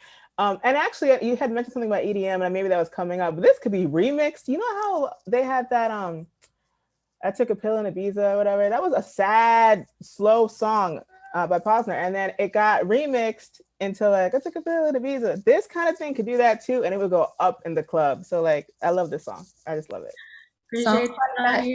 Songs like that end up becoming really big songs, and it's really just the message. Love will find a way. Like when you have a hook line like that, it's just no brainer. So good job. I love the record. I love the simplicity, and I love that love will find a way. Yeah, it was very beautiful, beautiful message. And I'm actually still singing it. So that's always a good sign too. You know, when you hear a song and it's stuck in your head like that, you did a great job. Beautiful voice. Yo, that shit was fire. Goddamn. Everybody. You made my entire day with that song. It was like 4 seconds and I was like, God damn, this is so good. It was just so good. And it was so like rewarding. Like the turnaround. Da, da, da, da, da, da, da, da. Da, da, da, da, da, da, love will find. You set it up and you knocked it down and it was beautiful. I love the imagery in the lyrics. I love the motifs, like the melodic themes that you return to. Like you used repetition and like familiarity in such beautiful ways. You use like darkness and light. You use like these different opposing things in a very poetic way. I think my only thing is and I guess the other thing I was like going off because my girlfriend was like, yo, that sounds like one of your songs. Like that's the type of music you write. And I was like, I felt so connected to like your, obviously like Power of Love is on my hat and my home. Anyways, I felt so connected to what you were doing thematically. And like, I strive to make that kind of music and I resonate with that kind of music. I think my only thing was there are opportunities in your song to raise the stakes a little bit more and to bring it back down a little bit more energy wise. There's just like even the chant you had. I'm a huge proponent for chants. I use them liberally, like use all the time chants on everything. I think your chants could have been bigger and like could have been more like intentional. I think vocal performance wise on some parts you could have like pushed more vocally to like make it like this is the epic moment. Yeah, I think just the management of energy of like we're in the verse and we're kind of in the valley and kind of like whispery, kind of like somber and like very like vulnerable. But then as it picks up, your energy is picking up to the pre-hook to the hook to where it's like we're like think about Pink, like think about What About Us by Pink. Like she does a great job vocally of like delivering that song and bringing it from like the verse is down here to the hook should be up here, right? And there's so many songs we can use as examples of like from here to there, like we are children. What about us? Now we're up here. What about all the things? It's like obvious where it's in the hook. So like there could be choices where you could be more intentional about bringing everybody together and taking us on this ride where we're now at the climax and like being intentional climax and intentional about where we're in the peaks are intentional and the valleys are intentional. And I think this has potential to have like Swedish House Mafia vibes, One Republic vibes of like Four to the Floor and really making this anthem, Pink, Sia, all these different fucking pop examples of like Four to the Floor. But again, it starts with the song and the composition and like it's beautiful. It's you did a great job and it has so much potential to be greater because it's already great. So I would love to write with you. I'd love to collaborate with you. You're like, oh my God, I feel like we speak the same language. Yes. Thank you for sharing that. I've actually worked with Elsie before, and she's a great person to write with. So yeah. Yeah, I would love to collab with you as well, for sure. Elsie is one of our Finesse Media artists. She signed to our management. Repping. Yes, thank you so much. That was really awesome feedback, and would love to just like chat more about all of that. And yeah, I actually there was a part at the end that's like like this big kind of vocal moment that I was building towards, but that was kind of the feedback that I wanted. But I love that the energy. I think it's definitely something too, just in my vocal performance I'm working on. So thank you, and Awesome. Thank you, Elsie. All right. Steph, Lottie, Sia, Shantae, I know we're over time. So if any of you have to head out, we completely understand. We have a few more songs and we're going to try to run through them very quickly. So if you have to head out at any time, I totally get it. Cool. So next up, I'm actually going to share a demo from Tammy, who is one of our interns over at Finesse Media. And she's a little bit shy, but we're going to play her music. So this is Tammy. Actually, what is the name of this song? I'm not sure what it's called. Yours. What is it called? Yours. Doors? Yeah. Gotcha. Yeah. Okay, awesome. And I'm just gonna share my computer sound so y'all can listen. Here we go.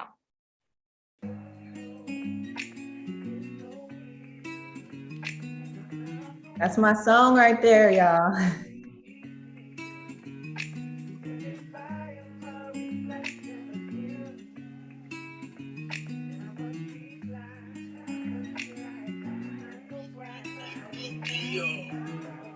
Girl, you make me lose my mind when your proximity so intoxicating, baby.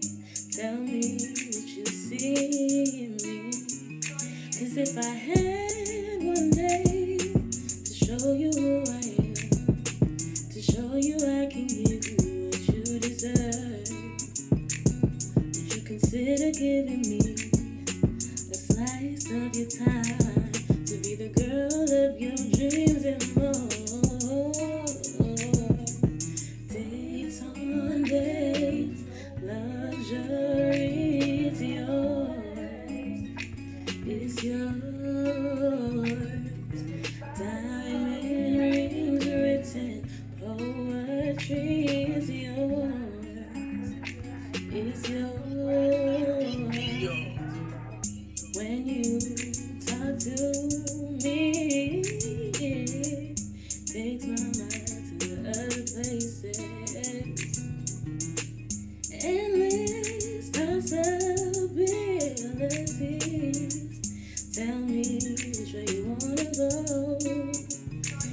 if I had your hand in mine, we could explore this world. All right, I'm gonna stop it there.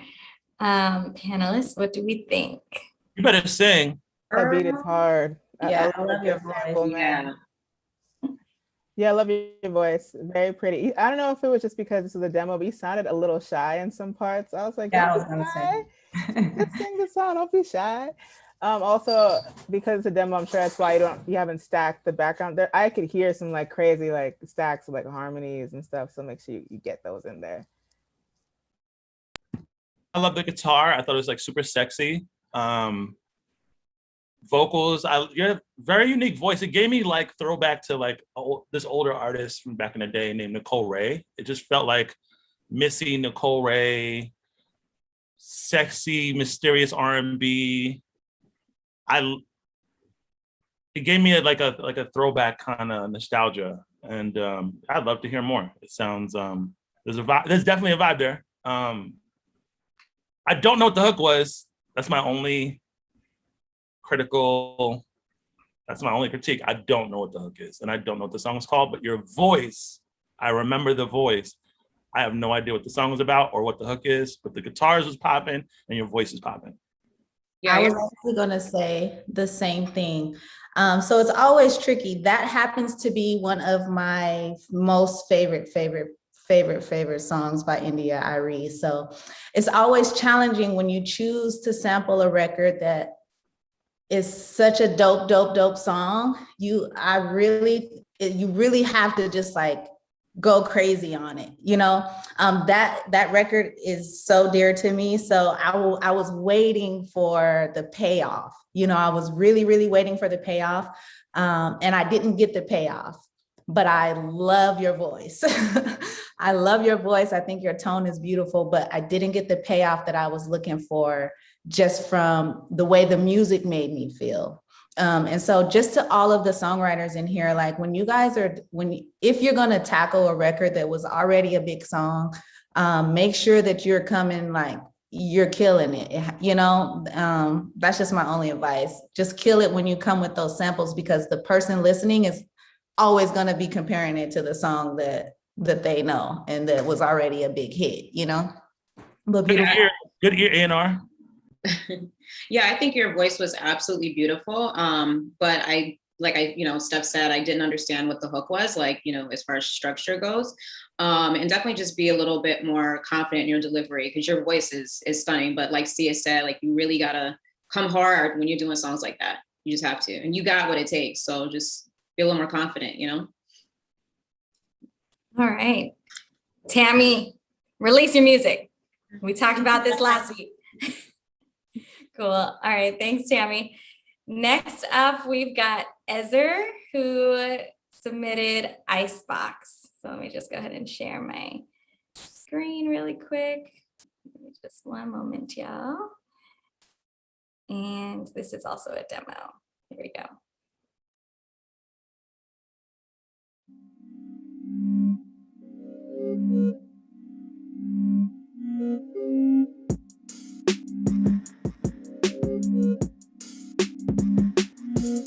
It's a little bit cold with this ice so froze. Got a shorty in my lap, but she won't go home. Shiver when it's cold, took a minute to expose why these girls want my homie and not me. It's wrong. Forget about it. Make money, give a F about it. No diamonds on my neck, but respect is my own allowance. Not for small talk, but never getting over silence. King on his throne, drop to your knees, say yes, your highness. Be the finest, Marty McFly mode. We leaving all defeats behind us. Peep the progress, purse pretty, pushing pedigree. Ride till my dogs eating steadily. Little bit cold with this ice so froze. Got a shorty in my lap, but she won't go home. Shiver when it's cold, took a minute to expose why these girls want my homie and not me. It's wrong. Hold on, just the other day you was ringing my phone. 1:54 in the morning, I was snoring. Gone with the wind, but these wings made for soaring. Touring, low-key in Albuquerque, exploring. Trip over to Iceland, catch me enjoying. Hot springs with a hot chicken, she's gorgeous in the moment. We living in the moment. 22 but never Never let these double digits step into the way I move and execute. My stories air, it's extra news. Read all about it and understand I'm a prophet with profit. I always pocket my earnings right when I drop it. These dubs are silent. Little bit cold with this ice so froze. Got a shorty in my lap and she won't go home. Shiver when it's cold, took a minute to expose why these girls want my homie and not me is wrong. All right, I'm gonna stop it there. What do we think? It's a vibe. I don't know why it reminded me of Tyler the Creator. I know artists hate being compared to artists, but that was what I heard and maybe it's a tone. I would say since when you had did that like deep voice in the hook, I was expecting you to go back to your natural tone in the first verse, and you didn't do that. And I was like, but then you did it on the second verse, and that was kind of threw me off. So I would say if you're gonna do you can't do the deep voice thing for too long. Like that's like a moment. So like let that be what it is. And then Steph, you're killing me, dog. When you get to the verse, go back to your natural tone. And again, just to bring up Tyler, that production needs to be elevated some. I'm not sure if you use like a loop or the production was not giving. The production got to give. You know, you can't get to like 30 seconds, 45 seconds in a song and the production is not elevating. So make sure you're doing that as well. Steph, I love you. Yo, one thou wow. Like, yo, it was a vibe. It was a vibe. Like you had me. I was like, oh, it feels like a chopped and screwed, but like your voice is naturally screwed and chopped. And it was like, I was digging the deep voice, but then it kept on going. And I was like, okay. I think your cadence is fire. Like that flow is dope. The vibe is there. I just think it needs to be refined. And I think by having a dynamic between the hook and the verse would make that deep voice thing a payoff. Like, oh, this is my shit. That's my part right there. So that's one. Beefing up the production. I don't know how that gets. I don't have a specific opinion on what needs to get done, but just making it just more of a bop. And maybe I don't know. This is a tough one because you have ingredients there. I think there's an element of reduction that needs to get done. And like, this is what I do a lot is like, I listen to stuff and like, okay, what is working? And I'll make a list of all the things that work. Then I'll make a list of all the things that bother me and just that I'm questionable about. Like, I don't know if I like that. Like I eliminate everything. I'll just mute it. Let's just say I won't delete it. I'll mute or turn the volume down all the way down on all the things that either I don't like or that I'm not sure about and see, do I still, all right, once I do that, I should love it now. And then process of addition. Once you do the reduction and subtraction, you add to embellish and improve upon what's working. And I think that could help you is like critically listening to it, removing and muting the things that don't work, and then improving on the things that do work until it's like, well, this whole shit is fire. You can't tell me shit. And I think you have ingredients, so you're in a great place. Dope. Yeah, that's incredible. Thank you. Yeah, I was definitely trying something new on that. So really appreciate the feedback. Awesome. Thank you, Ezer. And then we have 3 more songs. I'm rushing through them, I promise. So next up we have Kingston, who's actually going to be performing live for us. And we're going to switch up the vibe a little bit here because Kingston does not make hip hop, pop, or R&B music. But Kingston, are you ready in the background? GK? No? Did we lose him? Maybe he went to the restroom. Okay, while he is getting set up in the background, I'm gonna go ahead and play Tyler. You submitted your music late, Tyler James, but I'm going to play your music anyway because I've listened to it and I do think that you'd benefit from the feedback. So let me go ahead and add you up here really quickly. What was that? Kingston's back? I'm so sorry. Okay, awesome. GK, I'm gonna have you play right up after Tyler. All right, cool. And Tyler, no worries. Just don't do it again, please. Let me just go ahead and share the song really quick. Actually, hold on, sorry, it closed. Your page closed on me. I'm gonna remove your pin really quick and then GK, I'm gonna let you go while I'm setting up again. Okay. Can everybody hear me? Yep. Great. All right, thank you for the opportunity to the panel and to Finesse. This song is called Stumble. I wrote this. I'm thinking, switching my drinking to neat Southern whiskey, but I bet that's what you'd be sipping on tonight. And I couldn't get your lips off this broke shot glass kiss if I get into whiskey tonight. So I shot off on Jaeger, 'cause I felt some aches hurt, and I can't feel that no more. And I shot some tequila with a lovely senorita who likes to party all night. I fumble,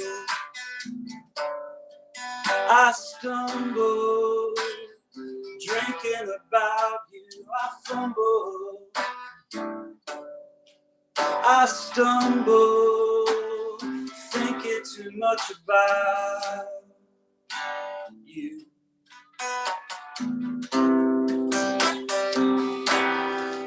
Won't need no coffee till the early morning. Fixing to get drunk all damn night till I can't feel nothing no more. I fumble, I stumble, drinking about you. I fumble, I stumble, thinking too much about you.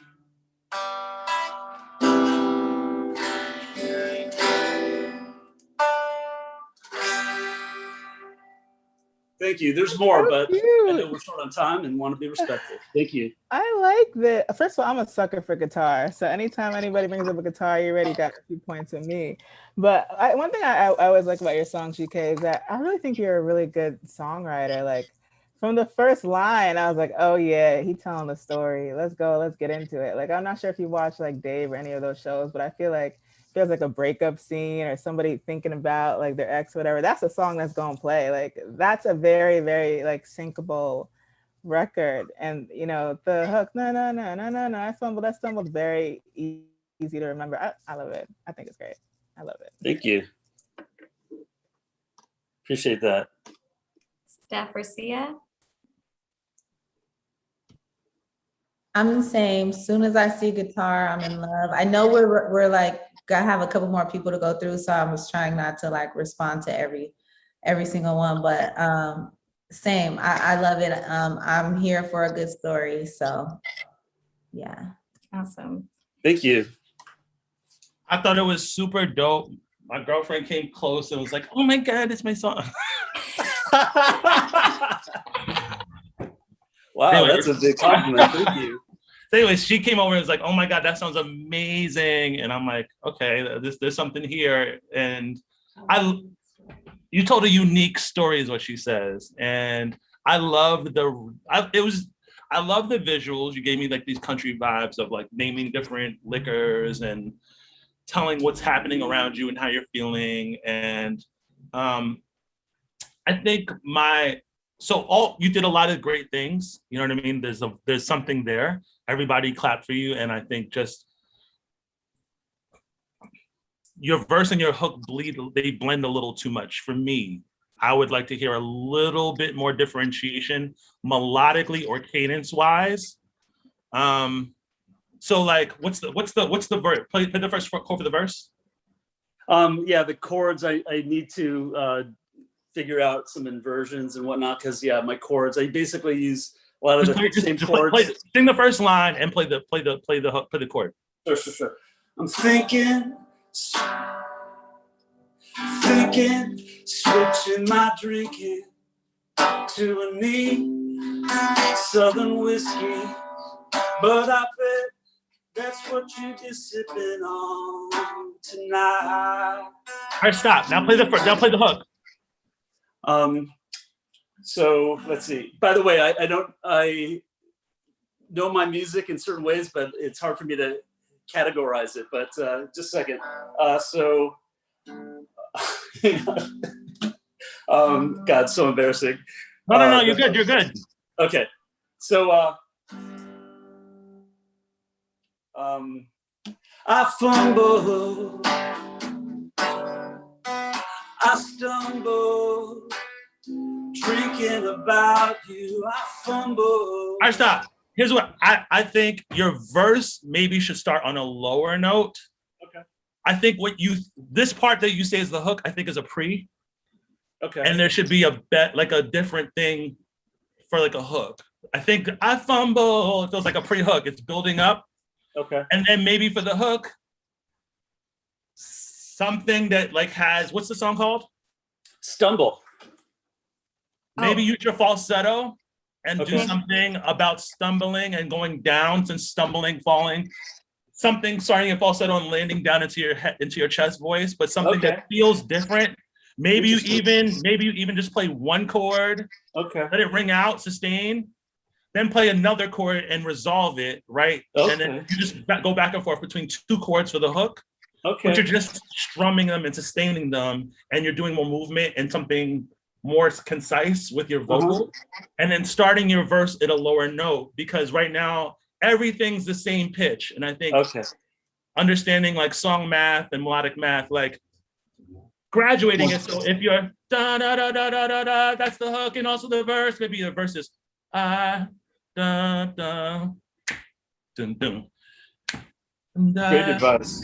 Da, da, da. And I stumble. Now we're graduating a little bit more up here. Da da da da da da. And I stumble. Da da da da da. And I stumble. You know what I'm saying? Like up now we're up here and it's clear it's a hook. We graduated. There's difference in pitch. It graduates, and also the cadence is different, and also maybe leave space, because sometimes a hook you're adding a bunch of stuff, and sometimes a hook, you're taking away a bunch of shit, and it's just one chord now for the hook, and it's this big epic moment. So it's like, figure out a way to rework this. I think the hook you have is a great pre-hook. And I think, again, start the verse lower so it can build up and feel like a build up to I Stumble, and then the hook, take it somewhere else. Awesome. And get clear on what that hook is. Get clear on what that hook is, so it's concise, it's to the point, it's like a definitive moment, and then you take it back down again for the verse. Cool. Appreciate the input on getting more dynamics in there, and really great advice. Thank you so much. If your hook starts on the one, maybe your verse starts after the one. So it's like strum, doom, da, doom, like your cadence is after the one on the verse. So there's a clear distinction between when the melody happens, right? Then maybe on your pre-hook, it happens on the one. Maybe it's a lead in on the hook. It comes like this. You have to like it's. I think it's helpful. You don't have to follow any of this, but it can be helpful to make these distinctions. Like the verse starts after the one of the beat. Your pre-hook maybe starts on the one, or maybe your hook starts on the one. Maybe your hook starts, like for example, End of the Road, Boyz II Men, boom. This is the one, boom. We belong together, right? And the hook is although we won. So it's like the hook comes, the melody of the hook comes before the one on the hook. On the verse, it comes after, boom. Da, da, da, da, da, da. So you're making these choices intentionally, so it just keeps. Okay, I'm done. That's really cool. I really appreciate that. I had no idea about any of that, and this is really expanding what options there are. And thank you. Really, really appreciate that. Thank you, GK. All right.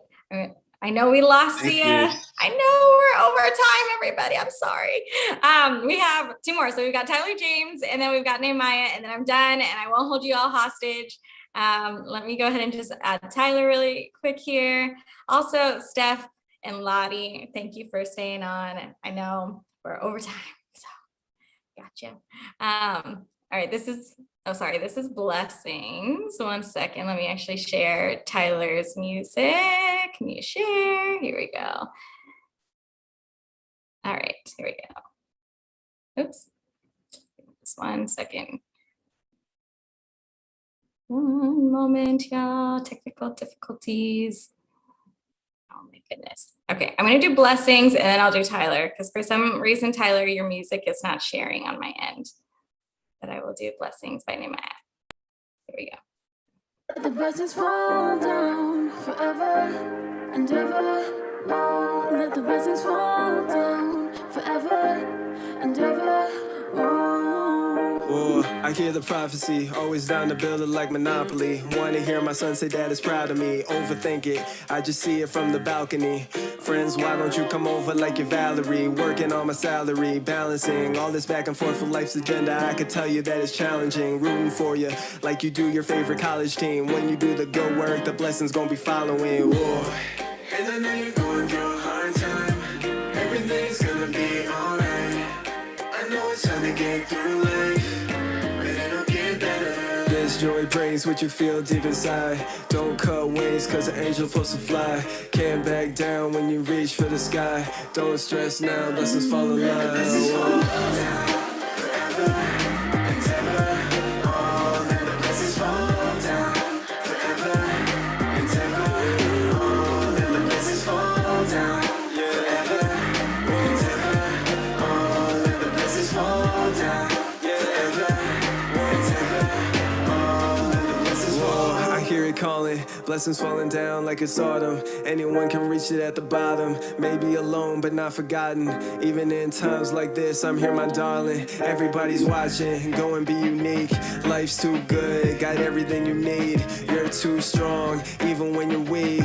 I see you dancing on your own 2 feet. Where do I begin? Comfortable in your skin. Come too far to not enjoy the win. Family's all here, party never ends. Tomorrow gonna do the whole thing again. Blessings falling in love. Yeah. All right, Jill, I'm gonna stop it there. The best vibes. Oh my God. No, I love songs like this, because I feel like there's not enough songs like this that are like positive, uplifting. Like, you know, this is also something that's very, very syncable. Like, I don't know if you ever see like the sync like checklist or whatever, but this is one of them songs that BET, I don't know if you know any of the music supervisors, get in one of them shows, because this song can really do it. I love the tone of your voice. When it comes to rap, I'm huge on tone. For me, that's like 50% of it. You might not have no bars, but if you can flow, you got great tone, you're like 90% there, but you do got bars. Those lyrics was hitting, like you really were going positive line after positive line. I just think it's so uplifting. Love the female vocal that was kind of like ad-libbing or behind like your voice. I feel like one thing I really like about this song is that I think when you perform it live, you better have a whole damn choir and just like one dude going crazy like on the hook, because like I love a song where I'm like, ooh, I could hear this live and it's gonna go up like an anthem. Awesome. Stephanie, feedback? I think it's a hit record. I don't think you performed it like a hit record. That's my only critique, is like everything is there. The hook is fire. The beat is fire. The vocal of the female and the choir, it's all there. It reminds me of like Chance the Rapper or somebody. It just feels like it will just go. It feels like it fits into format. I feel like it's positive and uplifting. I feel like it feels good more than anything. It just feel is everything that we're all striving for is feel. My only critique is like your delivery. It didn't feel like confident enough for me. And it wasn't punching through in a way where it's like, I believe what I'm saying and what I'm saying is necessary and important. And like, I didn't feel like it was as passionate as it could be and confident. And I wasn't completely sold just on delivery, not lyrically, but just the flow is great. Everything, it's all great. It's just delivery. I would have liked to have been sold more and felt the passion and the conviction and I'm like, I believe this from you. So other than that, it's a hit. Cool. I like that Steph mentioned Chance, 'cause I think that might be a good person to listen to kind of help like encourage that stronger delivery. Because Chance, man, he really be preaching and rap. That's kind of one of the reasons why he stood out. Because it's just like, I'm gonna give you this good word today. I'm like, damn, you're right. I receive it. And doing some of those practices, like those mouth practices where you're enunciating things and, practicing like me, may, my, mo, moo, or, like many mumbling mice, making magic music in the moonlight, like all of these little voice practices that you can do, that also helps a lot with the way that you perform it. Who vocal produced you? Nehemiah, are you in the background? You might not be able to talk. It may be helpful to have someone come in and vocal produce you. Even rappers need vocal production. Like have somebody coach you through it. You know what I'm saying? Like to make the best possible choices for the recording. I think it could be helpful to like get someone to like help you get the performance. It's not like the song is there, like the production, the song, the arrangement, it's there. Just someone to help you get that, just your delivery right and where to put emphasis. And like, what are you gonna, what words need emphasis? Which words need embellishment?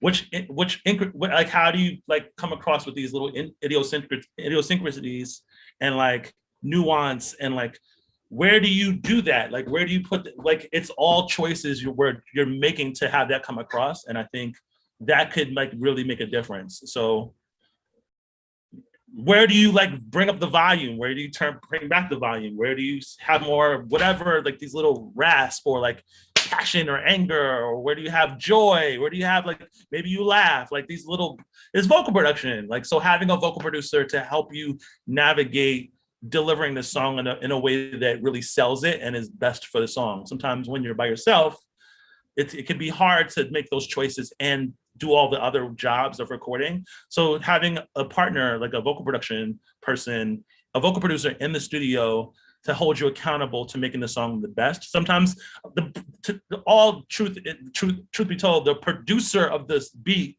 is supposed to produce your vocal. If you can't get that, and they're just a beat maker, or you just lease the beat, find a vocal producer to help you like execute that. And Jessica is an amazing vocal producer who's in the chat. So Nehemiah, definitely connect with her. Thank you. One more song, and I'm just gonna go ahead and share my sound here. This is from Tyler James. Tyler got kicked off. Tyler, do we have you back? We do. Yay. Also, it's good to see you again. It's been so long. Likewise. All right. What is this song called, by the way? It's just called Original. I'm not a singer-songwriter myself. There's something I just tried out. So hope you guys like it. Cool. All right. This is our last song for today. Oh. Hold on one second, y'all. Tyler, I'm not sure why it's playing. Actually, you know what? I'm going to let you, do you have it open on your computer? For some reason, it's not playing on my end again. If you have it open on your computer, I can have you share screen really quick. You're on mute, by the way.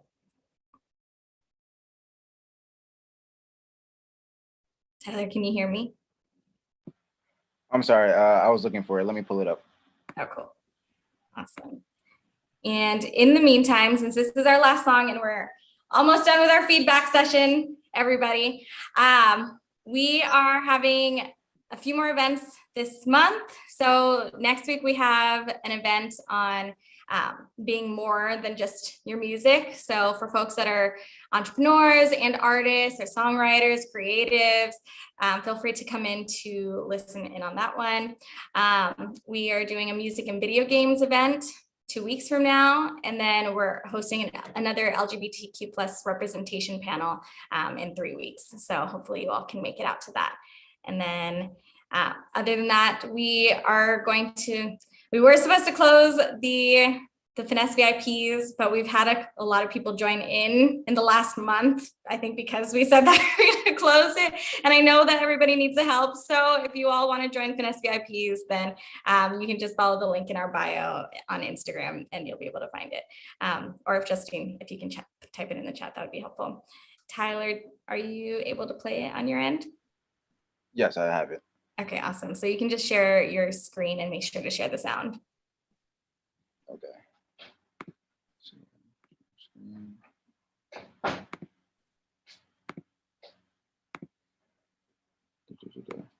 Oh, it says no, I'm not allowed to share the screen. Oh, you should be able to. Do you have a link that you can send me? If you have a link, I can go ahead and play it. Sometimes it won't let you share your screen unless you're the host. You can temporarily make somebody else the host. Ah, okay, here, let me make you co-host. There we go. Oh, there we go.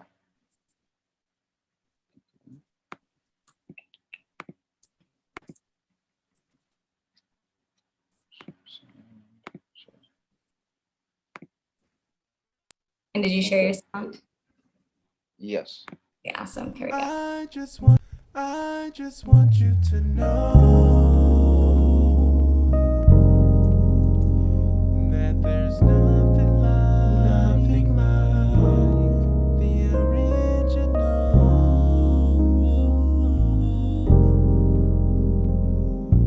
Oh, yeah. Working on myself, preparing for you to give you all this love, the start of something new. Since I don't usually do this, emotions on my sleeve. Girl, you made me realize partner is all I need.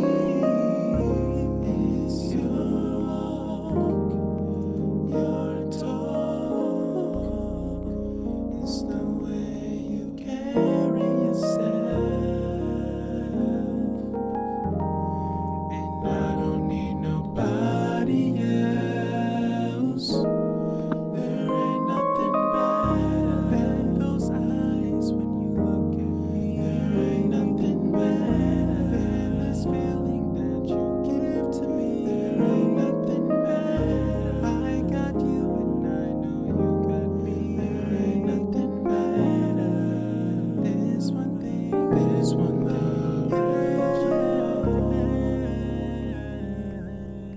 That's that. You sang that? Yeah, that was me. I thought you said you don't sing. You did like a 7 harmony stack on there talking about you don't sing. You guys are so. I'm not a singer, not you at guys all. are so shy. I really like. It was giving me some like old school vibes, which I like. It's like, you know, when you have like those boy groups and they're all doing like their little stack. I love that. That ain't nothing better. I'm not sure if you had it how you had it structured out. It sounded like it was a long verse and then there was a pre about to get into a hook or something like that. But I liked it. It sounded like you were not confident in delivery, and I guess that's because you don't consider yourself a singer. But I don't know, dog. I like them harmonies. I appreciate it. I like them harmonies. Yo, the feel was crazy. It just felt. Those chords brought me back to my youth and like big Chucky Thompson, Stevie J vibes, bad boy, R&B vibes. Like it's just, man. I appreciate that. Made me feel so good. Made me feel so like that's just the churchy R&B. Like it's like, where did churchy R&B go? I don't know, but you brought it back. So thank you for bringing back churchy R&B. I love the auto-tune.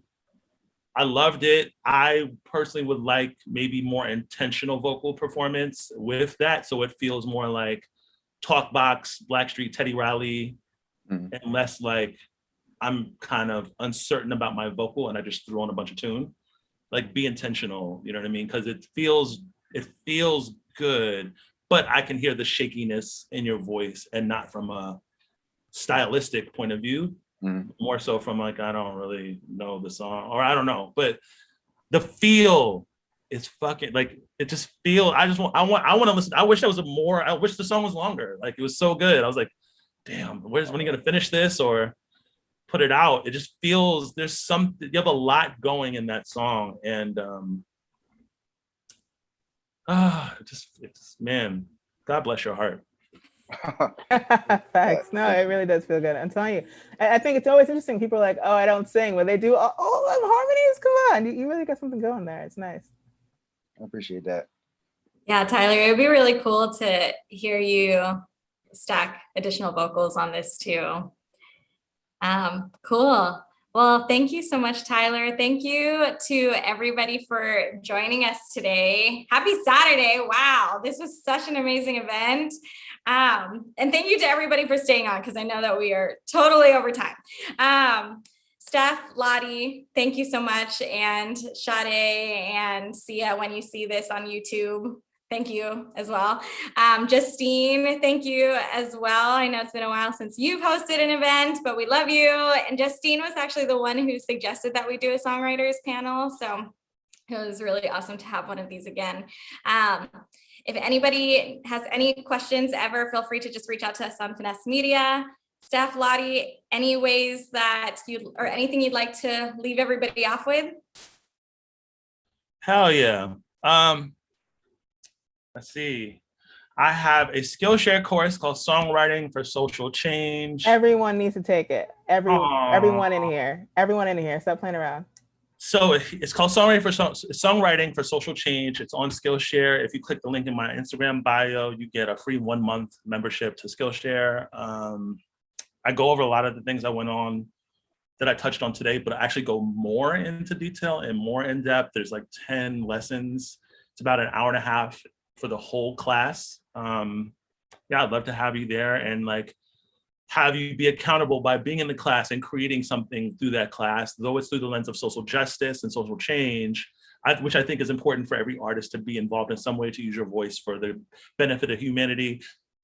I also go over just basic principles for songwriting. So enroll in that, follow me on social media, follow me on Instagram.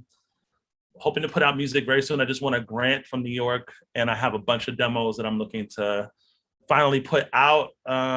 Songs that are really good. I'm looking to, I don't know, man, looking to perform more. I got some festival performances coming up and I'm looking to co-write more. So at ELSYLZ, I'd love to collaborate with LZ. Alexi, make that happen for me, please. Got you. And other than that, yeah, take my Skillshare course, follow me on socials, get into my music online, whether it's Spotify or YouTube or whatever. And just thank you for having me. I really, really appreciate it. Awesome. Lottie, anything that you'd like to leave everybody off with? I know we see you every single week, but this is your time to shine. Yeah, follow me everywhere. It's Lada with an X at the end, as you can see on my screen. I also do consultations and co-write, so definitely check the link in my bio for all of that. And just like one last piece of advice, it's just like when it comes to this, people always say, oh, it's not about what you know, it's about who you know, and that's a lie. It's really about both, because you want to be really, really, really good, and you want to be really, really dope as a person, but also as an expert at what you do. If you are really great when it comes to the art, really great when it comes to being a human being, and really great when it comes to learning the business, that's important too, you will not lose. Plus knowing how to like market and promote yourself. So just like learn everything, connect with everyone, be good to people on the way up. You will not lose, and just do that consistently. That's it. Awesome. All right, everybody, that concludes our panel on the art of songwriting. Happy Saturday. I hope you all have a wonderful week. We will be back next week with More Than Music, a panel. All right. See y'all. Thank you, Steph. Thank you, Lottie. Thank you, Justine. Bye, everybody.